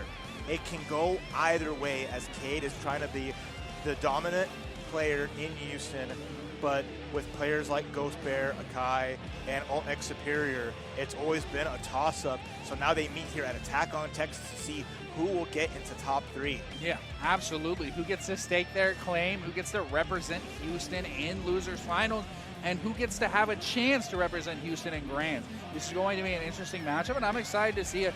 Players that have clashed before. I think it has been a while since they've met up in bracket, if I'm not mistaken. But regardless, that makes this one a classic, so you better stay tuned. Back to first to 2, though. Yep. This is losers semis. We're not in losers finals yet, so they have less time to adapt and figure each other out. It's going to be about quick decision-making and confirming your combos more than anything. You got to make those hits matter in this match. There's a lot. And like you'll see, like what you'll see kind of is like the Raven has that control over Leo, where Raven can be very non-committal with their offense, and it forces Leo to have to block and not really be able to escape with their reversals or any other tools. So if Cade can get her momentum going early and win out the neutral, which will be a little can be tricky, then that's party time for her, because there's decent Oki with Leo and back turn pressure, etc. Yeah. So it's really just a battle of like knockdowns and just making sure Ghost Bear doesn't get started. So we'll see how that plays. Yeah, absolutely. Looking forward to it. Looks like we're about to get back into it. Loser semis. Let's see what we can make happen on this bad boy. This is gonna be super duper good. I'm all in. Old guard versus new guard in the H-Town Battle Royale. Let's go. Getting it started, backdashing from both of them. Ghost Bear sticking out a button, finds an early dust and an early burst from Cade as well. Not trying to be put into those annoying Raven mix-ups. You're all too familiar with that by now if you've been watching. All right, dashes through, staying heavy, not going to be good, but the cross-up getting thrown. Ghost Bear now going to get a knockdown into the orb, and Cade is blocking high so he can avoid. He's getting tagged. What a dash through again. Oh, nice flash kick against the buttons. Good pressure. Now Cade gets a chance to start up some of her own. Waits out the parry, but unfortunately both of them are seeing and getting some pressure. Okay, swoop out, but gets a hit on the back turn. Jump dust? No, the knee. Opts for 6B to try and catch Ghost Bear on the down, but not going to happen. Finds a hit in the corner. Ghost Bear forced to burn burst. Doesn't want to die and lose this first round. Gives you so much advantage if you got it. Gonna armor all this. Big. Has so much red health, but gets tagged and finished the job. Oh, Guts is saving the day. Just enough. Okay. Will close it out, luckily for Cade. Really kind of risky decision to armor it, because if you're able to stay defensive, you get all that health back. But if you get clipped even once, you take so much. Unfortunately, Ghost Bear was not able to defend it out. Gets clipped early, and now Cade getting driven into the corner early in this next round. Ghost Bear needs to try to make this one happen. Does not want to go down one game. Already, just the large rate of these normals just being so oppressive here. Cade just getting hit little by little. We have full excitement already. It's a dangerous position. We're here, and crouch heavy into the RC combo on the other side. Oh my goodness. Yeah, had a big chance there. Unfortunately, the awkward positioning, how it hit on the cross-up, made it a little bit hard. Cade playing good defense, doesn't get hit by that dust, and instead of trying to charge forward behind that fireball, nice air throw. Give me those noodles. All the way up into the air, shakes him around, throws him back down, and we got another fireball set up. Good Re-stagger pressure. Cade finding hits and making something happen here off to the overhead. Good blocks, back turn pressure, not going to find anything. Good defense from Ghost Bear. Oh, with the block. Did not get tagged. Still advantage here. It's going to get the jump. The bait on the burst, but it wasn't there. Oh, good defensive options. Ghost Bear held it for so long. Gets the dive in, not going to find anything. Goes some training, cuts, gets clipped from a long ways away, tries to 6P through, and once again, that armor. Oh, blocks the burst! Okay, the double block on the burst. The crowd, the group, the Cade fan club popping off. The Cade fan club, aka all of Houston, I think. There's a small contingency that's really for it. That's like the Cade's really good homies from around Texas. Gotcha. The play group with this round start command grab. Cade dashes in and gets gripped up. Yeah, get it? I mean, you got to let it rip. Ghost Bear having excitement one thing to make this matchup a lot easier. Good anti-air by Cade charging in, but not able to get the full conversion off of it. Opts for another good hit, gets the knockdown, and now we got reset in the back turn. Good blitz by Ghost Bear. A low blitz, too. That was a read on the 5K back turn. Really cool. I mean, hey, Cade's been presenting the option a lot. It is a read, but sometimes you got that gut feeling you got to bet on black. Good back turn parry by Cade. Gets the corner, and we got a good damage situation here. Unfortunately, not going to make it happen. All right, we're going to just needle down. That's going to force the slowdown on Leo. There's the swoop, but nice. Air back dash, finding the heavy, getting rid of the slowdown, dash and grab. This is all Cade right now. Finds the big pressure, gets tagged trying to jump away, and that's going to be enough to put Cade on match point. Yeah, Cade has been so good. If you're watching, Cade has been so good at getting hits off of stagger pressure. She is so good at re-staggering, getting stuff started back up, and dashing back up with a bud like a bee. Wow, really dangerous burst by Ghost Bear. Didn't want to get hit early, and now he's going to have to pay a price. You have to win this without burst, and you're not getting it back this round. Oh, gets tagged already. In the corner you go. This is all Cade. Corner pressure's there. No meter for Ghost Bear. No knockdown. The dashboard ain't going to save you either. Cade is just the writing on the wall at this point unless Ghost Bear finds a miracle. Yeah, I mean, Ghost Bear does get out of the corner here, but there's that fireball. Makes it really hard for Raven to get anything started. We're going to stand back up. Waits and just off for the throw. Cade in such good control here. Looking just excellent here and taking the round, punching the ticket into losers. It immediately looks back at Vogue saying, "You're next." Yeah. And again, this is like the crew, right? This is what they, early on, they were like, okay, we gotta work our best to make this top 3 happen. So that is that mission now. Who gets to the finals and who gets the big win is going to be yet to be determined. Yeah. But Ghost Bear at 4th place here at Attack on Texas. Had some good steam all the way through loser side. Cade shut it down despite Ghost Bear having a good early start. But that's one of her demons down. Yes. And now there's 2 more in her path with Vogue and then potentially Ava if she can get past Vogue in losers finals. Yeah, it'll be interesting, too. I mean, keep in mind, Cade got sent into losers by Vogue, right? Yeah. Vogue got sent to losers by Eva. Eva's the one that has wronged both of the people on stage here, so both of them have a chance to get the run back. Cade and Vogue have not seen each other this tournament so far, right? So this will be interesting. Both of them have a chance to make a run back, have a chance to rewrite their history, have a chance to come out on top and take over in DFW here, but they've got to get through each other first. Old DFW versus new Houston. I'm excited to see it. It'll be fun. It'll be a lot of fun. Again, to protect the turf, Cade is the last invader standing here at Attack on Texas. The friendly fist bump into a 3 out of 5 is going to be a big match to see how this plays. I think Vogue has the slight advantage, but never count Cade out. And like you said, losers finals, 1st to 3 wins is going to make it happen. Coom versus Leo, let's see how this starts. And already, Vogue starting off challenging early, not really giving much respect, wants to get his turn started as soon as possible. And Knockdown City, wake up button's not going to work out here for Vogue, but does find a hit, forces the burst out. Yeah, Cade kind of had to burst there. It was an awkward hit, would have led to a lot of damage if Cade didn't.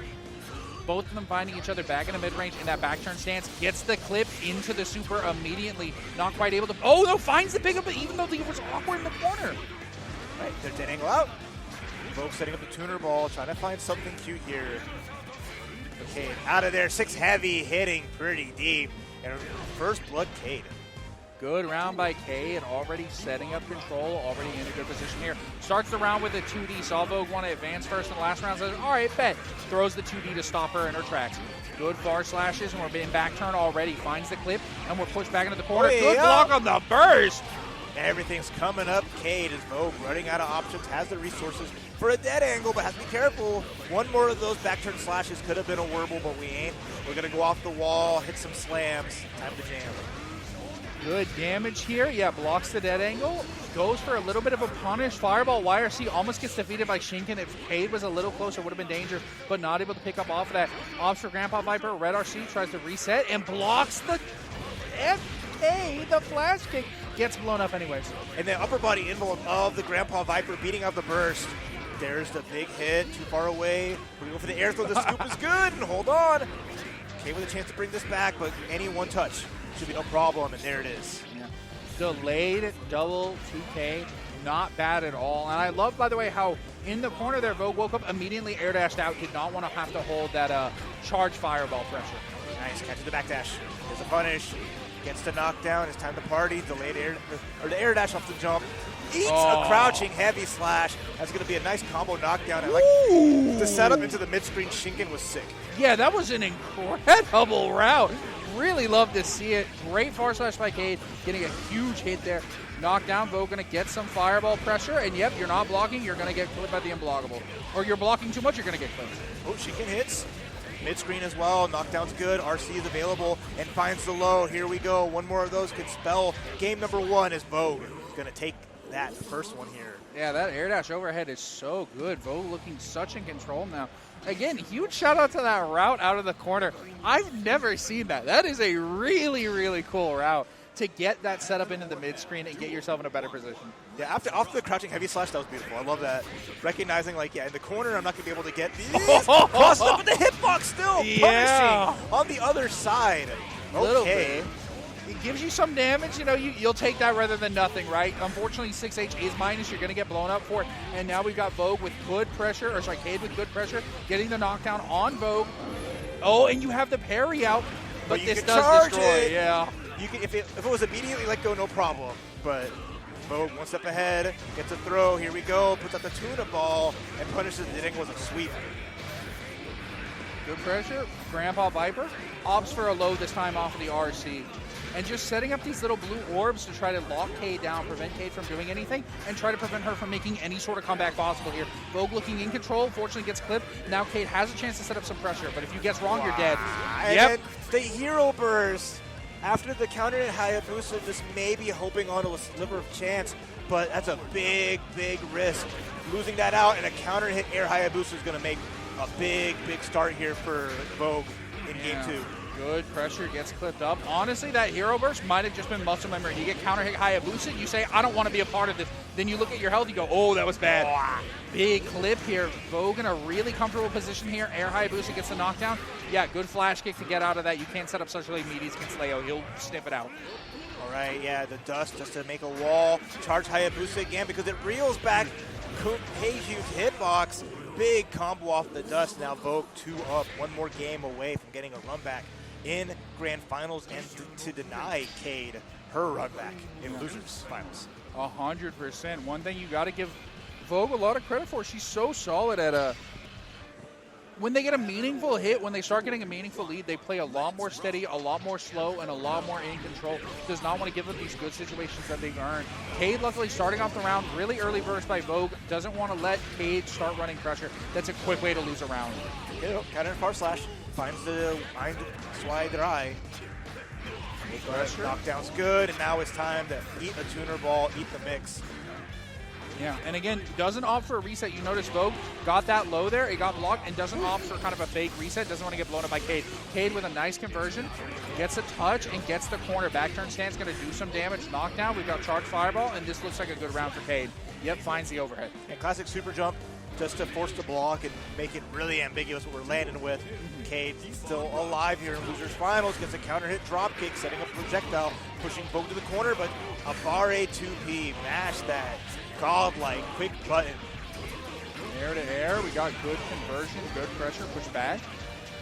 Vogue gets the burst and is going to opt for that tuner ball full screen, opts for Grandpa Viper to get corner themselves, and is opting for just these safe little combo options. Fortunately, goes right into the waiting arms of Leo Whitefang.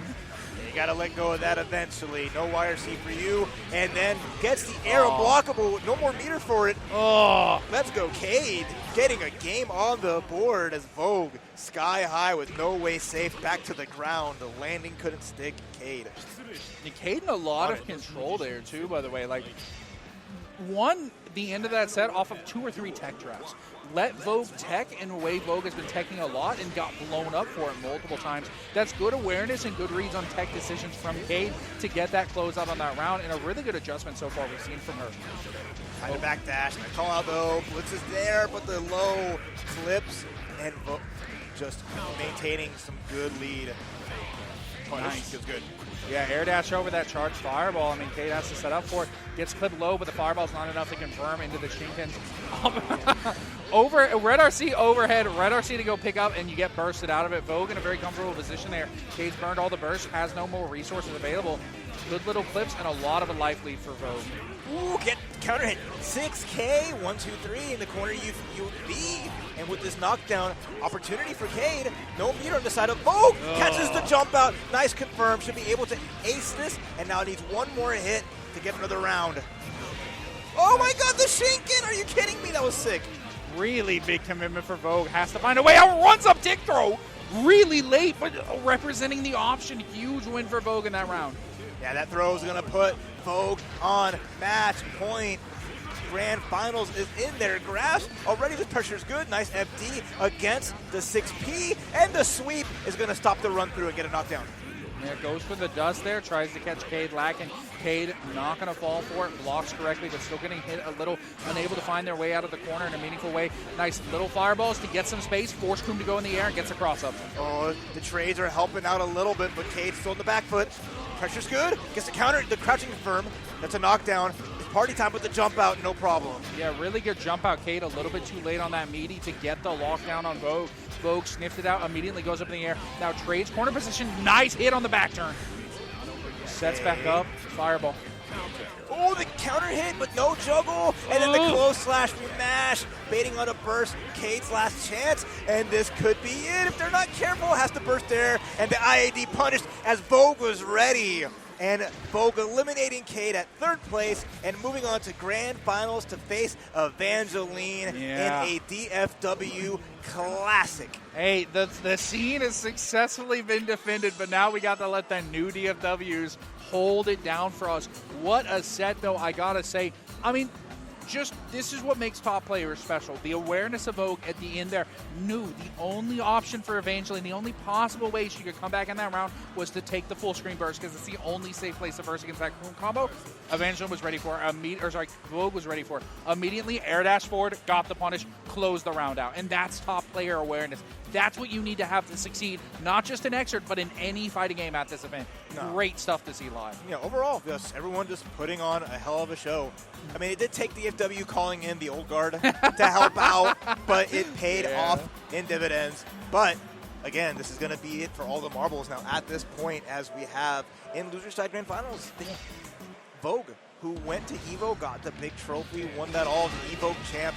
But Ava wasn't there. And Ava said, okay, now we're going to try it back on this turf.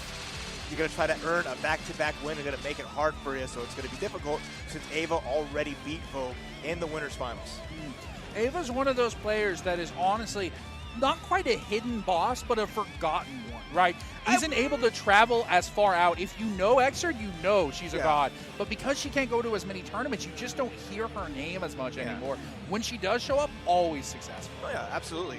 So like I said, this is like the scene's been out for a long time. Yeah. A lot of players coming in have come out, people still remaining and holding it down, and she's definitely been a big proponent of that, just like Vogue. So it's going to be making this all the more interesting as they've had such a rich history against each other. We'll make this very fun as we're about to finish up Xrd Rev 2 here at Attack on Texas.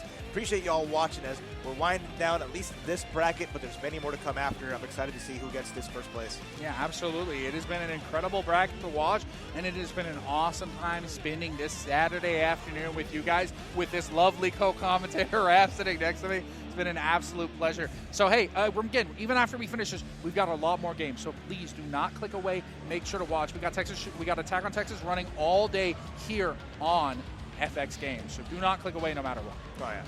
It's all good. It's all good. Get a snack, get comfy. Our players are set up at the station as they're about to get this big action in, taking their grand final selfie, showing that, maybe in the past the invaders were successful, but today in 2025 it ain't gonna happen.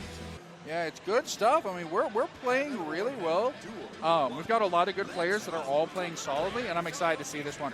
Round start, Kai versus Coom. You saw this matchup earlier. You're going to see it again. Wow, already danger time immediately. Oh, that could have been a huge pickup. What a way to start Grand Finals Attack on Texas. Guilty Gear Exert. The danger time shows this is going to be a hell of a match. Both players putting everything out there. As Ava getting up to life, getting anti-aired for her troubles, though. There's the burst out as Vogue starts up with a small lead. Vogue needing to win 3 games to get that reset, bring Ava down to this loser's bracket, but Dead Angle's going to come out, the counter hit 5 heavy, and the first out from Vogue. And by the way, you're seeing a lot of early commitments from Vogue. By the way, she did Shinken near full screen to cover far slash specifically, and it worked out, right? So Vogue is already representing, hey, I might be in losers, but I'm not going to respect the things that you're throwing out if I don't have to. You need to give me a reason to respect far slash. I'm not just going to let these options hit me for no reason. And starting off well, gets the overhead. Nice pickup right into a Shinken loop. Has to drop it early because he didn't get the second red. Okay, but there's a tech into jump slash. Catches the backdash, still force a knockdown, and the coverage on the backdash as well with the 5K. Getting the air hit, Ava ready for it. The grinder's out, and the block is out, and gets the 6 heavy, forcing the RC. Yeah, boom. She's playing super well right now. Gets the RI boost. Have to burst if you're Eva. Do not want to give up a good situation here. Opts for a blitz there, but going to get covered. Nice back throw. Set up a stun dipper yourself. Or sorry, set up a DP yourself. Fireball. Air unblockable. Gets the grinder out. Didn't get punished for it. Far slash going to get the hit. Grinder's away, though. And the super's going to connect here. Big damage. One more here for Vogue. And just jumps on the ball. Just lands and has a ball. Vogue game 1 as Ava's like, all right. Yeah, I mean, it happens, right? One thing I want to remind the spectators at home, this is, again, a first to 3, right? You're in grands. But this is a double elimination bracket. Everybody has to lose twice before they're out, and that's true even here. Eva's going to have to lose this set and then lose another to go out of the tournament and give Vogue the win. So Vogue has got a big hill to climb, but she can definitely make this happen if she gets a couple of good confirms. Good early burst by Eva. Not want to give up screen positioning. All right, we get the knockdown here. Is going to put out the grinder, forcing the block. Vogue with a burst, but losing life little by little. And there it is with the block. Ava going to get the big punish. Yeah, nice little loops here. Good DPs, set up fireball, run up. Wow, okay. Huge challenge. Just hitting back heavy and getting that early hit and just converting off it, no problem. Yeah, Fearless black. Vogue. Ooh. Good wake up super. Had the meter RC it. So Yeah. that was more on Vogue being aware and being more patient with how they're committing to that. Run up, try to go for the OS with the run up throw with the close slash. Ava hitting first. Crouching heavy as well, going to stop the Hayabusa. That's going to be some solid damage. Yeah, good stuff. You get the setup, set up your charged fireball, and going ahead and starting pressure. 6K to reset, off to a grinder to try to catch a match. Gets him with the fireball. YRC, though, Vogue in kind of a tricky situation here as Evangeline is just running rampant over this one. Sacred Edge off of the 2D, and this will be enough to kill for sure. Eva taking game 2, tying it up 1-1 to piece. Nice. A quick second game as well. Ava taking a big sigh, taking a deep breath. Vogue, all smiles as always, but locked in as ever. Going into our 3rd game as we're also rocking the Leo theme as a shout outs to Cade, making sure she's represented as well as the trio is making this a fun one so far. Already good pressure. Tries to backdash in the corner, but Vogue committing to Coom to be very fast option and has surprisingly long range. Good stuff. All the way, I mean, Eva's a Kai player. You can tell. Run up full screen back throw. We love to see it. Trade gets a knockdown at least. Not the worst case scenario after the jump hits. Takes the burst with the Shinken off the wall. We get the meter too. Not quite. And see, this is what I was saying the whole set. It's really risky to burst Shinken. It's so low to the ground that you can get blown up if you mistime it. And right there happened to Eva. Luckily, she was able to get out of it. Vogue wasn't able to follow up on pressure on knockdown. Good clips. The super's going to connect. Unfortunate for Vogue, who held and tried to make it as meaty as possible, but Ava seeing how many can count those frames. That was a little too much. Yeah, I mean, you have to be really aware of Kai's meter, because if Kai has meter and can wake up with stuff like that, especially low health, Kai will make it safe, go ahead and challenge, and will beat out any option you have that's lingering a hitbox. Yeah, Ava again, just good eyes. And was able to recover in time on the burst after the Vapor Thrust, throwing Vogue into the corner. Nice block in the overhead, keeping it safe, keeping it solid. Vogue under heavy pressure. Ava looking to try to go up 2-1. Good Shinken loose. Really hard combo, by the way, that far away. You have to be very precise on timing. Opts for the big tuner ball super. We're going to go ahead and get some pressure, 2Ps into it, but just enough ball hits to not able to confirm. Vogue looking comfortable here, blocking Eva's DP, and this is going to be an easy conversion. Vogue taking this round. No problems there. This is the big round. Who goes up 2-1? Who gets that big lead in the rubber match? Hayabusa gets charged. There's a block already. As right now, Vogue is just full committing to the mix-up, 2-6Ks, but an air-to-air from Ava is going to get a quick hit and get some life lead. Yeah, good tick throw, already starting back off. Good air-to-air, gets the knockdown set up, and opts to wait, though. Try to see what Vogue is doing. Nice, yeah, waits out the Shinken, gets the far slash stun dipper. We're resetting 5K, so Logan going to go ahead and set the knockdown, and now we got Grinder. Good position, goes for the overhead. Great blocks by Vogue. There's a Sacred Edge available. The Shinken reversal with the knockdown as well. Tuner ball's good. Nice block once more. IB, DP. The blitz is there. The backdash gets sniped. And now Vogue with a chance. Nice tick throw. Set him up. Flip him over. Put the good pressure on him, and now we're trying to make something happen. Great throw by Eva, though. She found a perfect slot. And the Shinken out by Vogue. Vogue opting for a bit of a Shinken. Drops the combo just barely. All right, RC there. Keep the pressure going. Dash up, delay, throw. There's the meaty jump D. The 5P, though, anti-air. Anyone's game. Yeah, no connect. Finds the low. Catches a bit of an overhead. Not going to be enough. And finds a far slash. Knocks it with Hayabusa. Close it out. Vogue up 2-1 in this set here. You will not out-scramble Vogue. They have been forged through the fire and have put everything on the line in so many moments. So now, with a chance to get the reset, Ava, though, gets the 5P anti-air on the other side. Yeah, they look so good in this bracket. Vogue has been absolutely dominating. And Ava finding a lot of these little hits. Gets into the corner, but Vogue gets the flip around, turn him around. Nope, Kai right back on top. Eva looking good. She's in a solid position here. Vogue, they've got to make something happen. Good match out with the 2P, sets up Orange Tuner. Beats the blitz, but nothing comes out of it. Scary position to be. Off for Grandpa Viper. Red RC, we're trying to get something started. Far slash, stun dipper. Good stuff by Eva. Gold burst comes through. And now, yeah, one solid hit here from Vogue could be really big, but they might not get the opportunity. There is the Ride the Lightning. There's the super. Going to see a block on it? No, we trade. We shortened our hitbox over the clap to get the jump heavy, and that was remarkable from Ava. I've never seen that. That's super neat. Really good awareness, though. Worked out for Eva exactly what she needs to keep this from getting to reset. Nice, good pickup with the far slash. We're going to go ahead and knock down in the corner, set up grinders, and we've got our good situation here. Opts for the low 2S into the Sacred Edge. This should be enough to get the kill here. No, actually, not quite. Guts on Boom is really nice.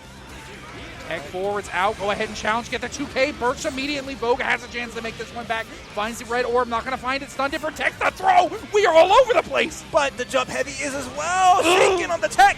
Getting a juggle off the wall. Ava with the opportunity to close out here, but the block, the RC, Vogue all in, gets the knockdown, keeping their hopes alive, their dreams alive, but dash back. Fireball RC going to a game number 5 in our first grand final set. And you got to give a lot of a credit to the awareness of Ava there. Just blocked the second hit of the Coom move there. I forget the name of it, I'm so sorry. But just blocked the second hit of it so that she had enough time to dash back, set up the fireball, and YRC it. Without that just block, that situation doesn't happen. We might still be in that set, or we might be in the reset. Already, though, Vogue starting off this 5th game really comfortably. Good 2H by Eva. I love that dash up, big chunky hitbox to cover. And then the RC, seeing the burst get spent, lets Ava get this big corner loop with the grinder knockdown. There's meter here for Vogue, just in case, but the empty low is going to seal it here. One more small combo with the air throw instead. Ava, tournament point. Air throws the tech, the Guilty Gear Classic. Ava is so locked in right now, it is scary. Vogue had such a good start to last round, but Eva does so well as these games get long. Her ability to adapt and overcome is incredible. Vogue getting a first big hit here, gonna try and make a name for themselves and try to keep this one going. Evo champion with a title on the line for Attack on Texas. Right, the blitz is there and gets the knockdown still. Vogue having the set play looking good, overhead's good as well. Put the tech forward, the 6P there, Ava ready. for the float, and now it's up to Vogue's defense. Good mash out. Yeah, really good 2P. That's such a consequential 2P. It gave Vogue the chance to close this one out. And once again, we're on final round, game 5. Before the reset, this is getting close. All right, burst for Ava could be huge. Off the wall to Shinken, trying to get a reset. But the Greed Sever and anti-air is going to be clean. And now we're all tied up in health. Yeah, goes low, gets the 2S. That's going to get the knockdown. Presses up with Fireball. Good challenge by Eva. Trades. Both of them trading, not going to find anything. I like the YRC trying to create some space from the corner, but Vogue gets picked up from the air-to-air anyway by Eva. Eva in a good position. 2H into burst right. The lightning, that's not quite going to close it. We're so close. All right, Hayabusa gets a hit, and now it's all down to the mix-ups, the 6K, the low hits, the burst, the panic burst, no more resources, no more saving. Jump over, 5P, there's a tuner ball out, the dash up to Shinken, we're holding it, hit Shinken comes through. We don't have meter to finish the job there, and now guess for game, the throw, the OTG, and that is going to be the reset as Vogue going to take us to one more set, barely by a thread.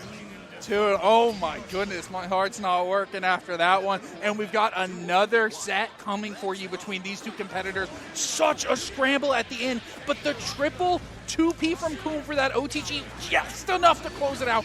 Vogue getting the corner early in this game 1 of our reset. True finals, heaven and hell has collided. We're back at it. Eva trying to close this one out early. You thought it'd be that simple, it isn't, but that catch on the burst is so good as Evangeline turning this right back around, gets the knockdown, gets the grinder, air dash is there, Vogue walking intently, but still in a tough spot. Good pressure, opts to try to eat him up low, but not gonna fall for it. Eva with good pressure, unfortunately this clap will connect. That is +0 after the flash. If you are pressing a button, you get smoked by it if you're close enough. Both of them very close on life, but Eva with much better screen position. Burst and more meter, opts for the YRC Fireball, gets this Vapor Edge, and trying to get some pressure going in the corner here. And the air throw again, catching the tech forward as Vogue is always going to be trying to edge forward in those situations, maybe with the jump heavy that has some invulnerability, but you're still vulnerable to the grab. Ava, that's the second time she's went for that, and it's worked. Yeah, really good stuff. Gets a good connect there. Nice 2Ps, gets the knockdown. Vogue going to go ahead and get a turn starting. Eva, good match. Vogue sets the tuner ball a little bit too far away to not get a tight gap there. Got the crouch confirmed.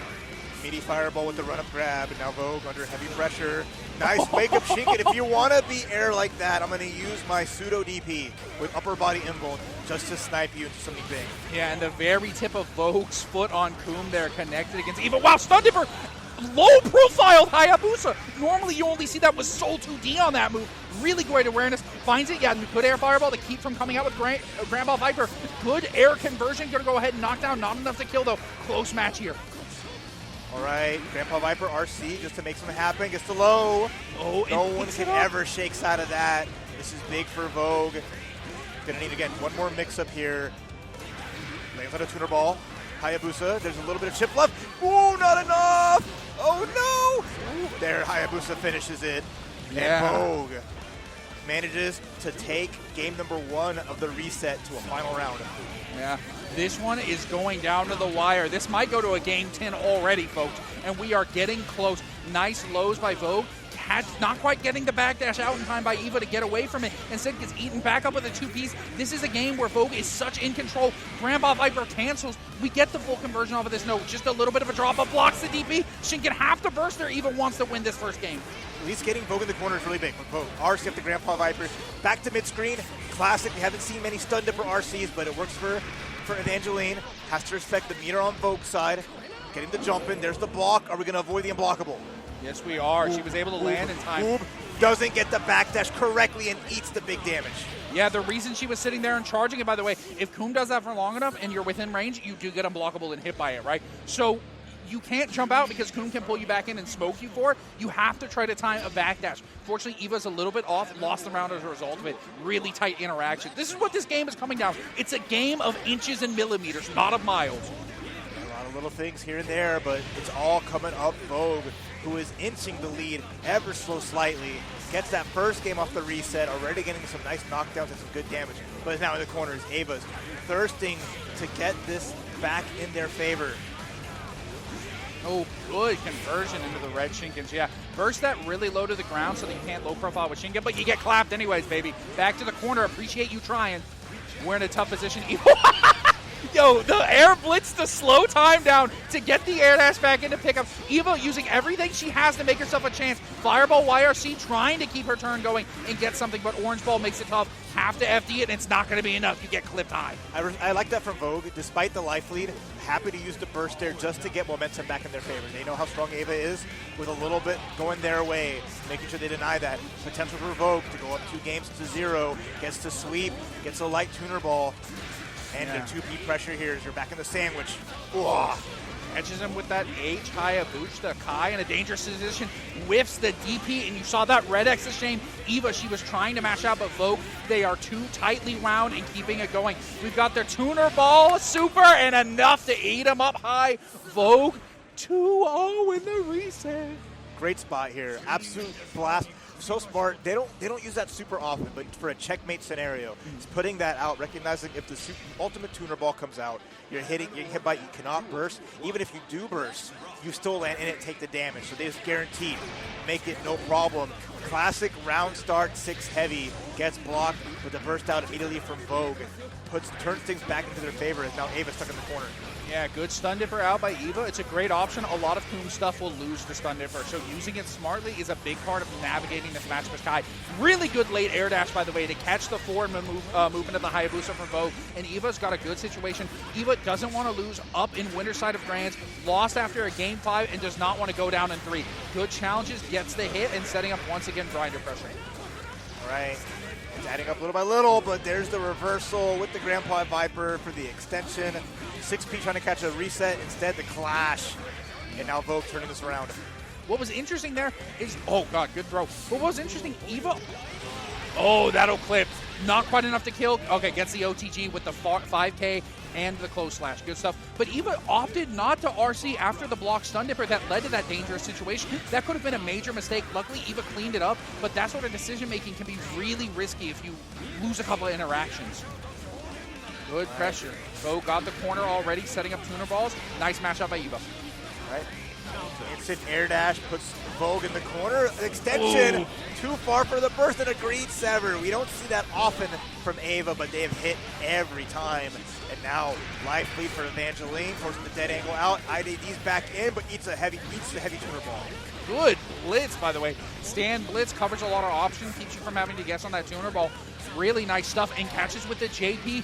Good conversion. Opts for the dust, trying to catch a tech trap, but Vogue not falling for it. Really tight play. Good stun dipper RC. This should be enough to kill and confirm. Eva going to go up ahead and not tie it up, but get her name on the board in this reset bracket, 1-2. Yeah, super smart there, reacting immediately with stun dipper. That's like the extra bits and elevation we're going to need to keep our hopes alive here. As Ava, who was in the winner's side of Grand Finals, is still on the verge of defeat if Vogue can win one more game here. Nice too heavy. Unfortunately, it was a little too deep, so the jump juggle did not quite work out. Yeah, good stuff. Opts to reset for the heavy fireball, but not going to happen. Great matchup by Vogue to go ahead and take her turn back, start getting some pressure going. Really late JP by Eva, beating out that RC and runs up, kick throws again. Eva looking like a woman on a mission right now. Good jump, JS. Conversion, YRC burning all the meter possible to keep this going, and a Sacred Edge combo. We like to see it. Nicely done there, blowing right through Vogue. And look how much of a lead Ava has built into game number 4. Wants this game number 10. Is looking adamant of being unstoppable, as now we're going to get a tech H. He's going to be good for Vogue. We try to walk up throw, but a good mash out here from Ava. He's going to put Vogue in the corner with a knockdown and the grinder set up. Now you got to block and guess. Yeah, good challenge. Got JS in the air. Going to go ahead and get the clip. Setting up a grinder right in front of Vogue's face. Vogue not going to fall for it. Gets the burst. Really smart stuff. Knew Eva wanted the Shinken. Oh my god. That wasn't even a true combo. Got the counter hit off the crouching heavy. Oh, and you're stunned! Shinken comes out, the big boot. Tournament point once more. This time in Vogue's hands. The first time they're on tournament point. one more round away from being your Attack on Texas champion. Yeah, really good challenge on that 2K by Eva, going ahead and taking her turn back. Gets a clip of Vogue bursting early, needs to try to keep their advantage going as long as possible. Really good 2D, starts up and lasts for so long by Eva. Was able to get the hit, and the blitz actually caught Eva. Yeah, the air blitz ended as soon as it hit the floor, eating the charge blitz. But Ava crosses over, has a small life lead now. Game number 10 is at her reach, but Vogue with the super is going to get the hit, and now has a life lead in their hands this time. Gets the clap, jumps up, trying to take that block as soon as possible. Gets clipped from so far away. This is a really scary situation by Eva. Eva getting clipped low. You take the RC. This is going to be enough into the stun. Vogue is your Attack on Texas Xrd champion. What a run from loser's side. The Vogue champion with back-to-back wins. Makes it to Las Vegas, takes the dub, comes down back to DFW, defends the turf, and makes a statement. This is her half of the year, as now she's in it to win it. Ava taking a strong second, could not close it out, unfortunately here. So the current Vanguard couldn't quite make it happen, as once more, just a crazy, crazy set, but a great finale for Attack on Texas Xrd. Amen to that. I mean, she might have moved out, but don't get it wrong. This is still Vogue's house. They are still a beast no matter what. And just a really solid performance. Ava with an incredible set. I'm not going to lie, I really wanted to see that go to Game 5, but I'll take 9 games instead of 10, man.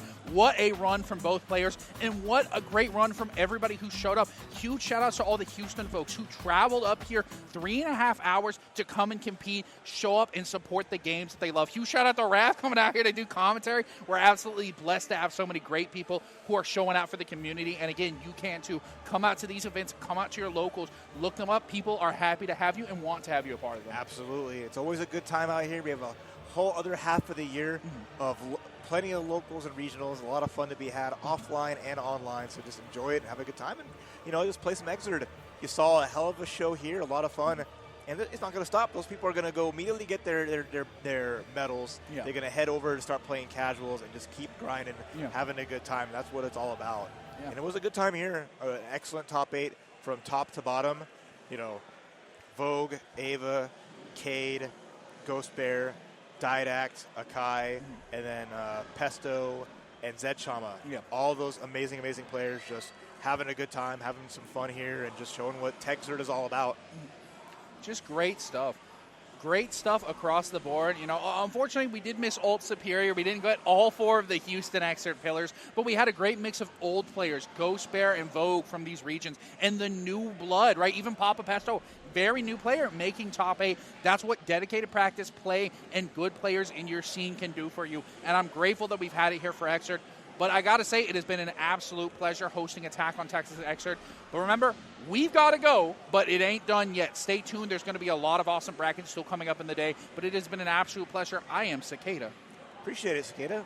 You have a great rest of your day. Thank you all for watching. Stay tuned for more and keep on rocking.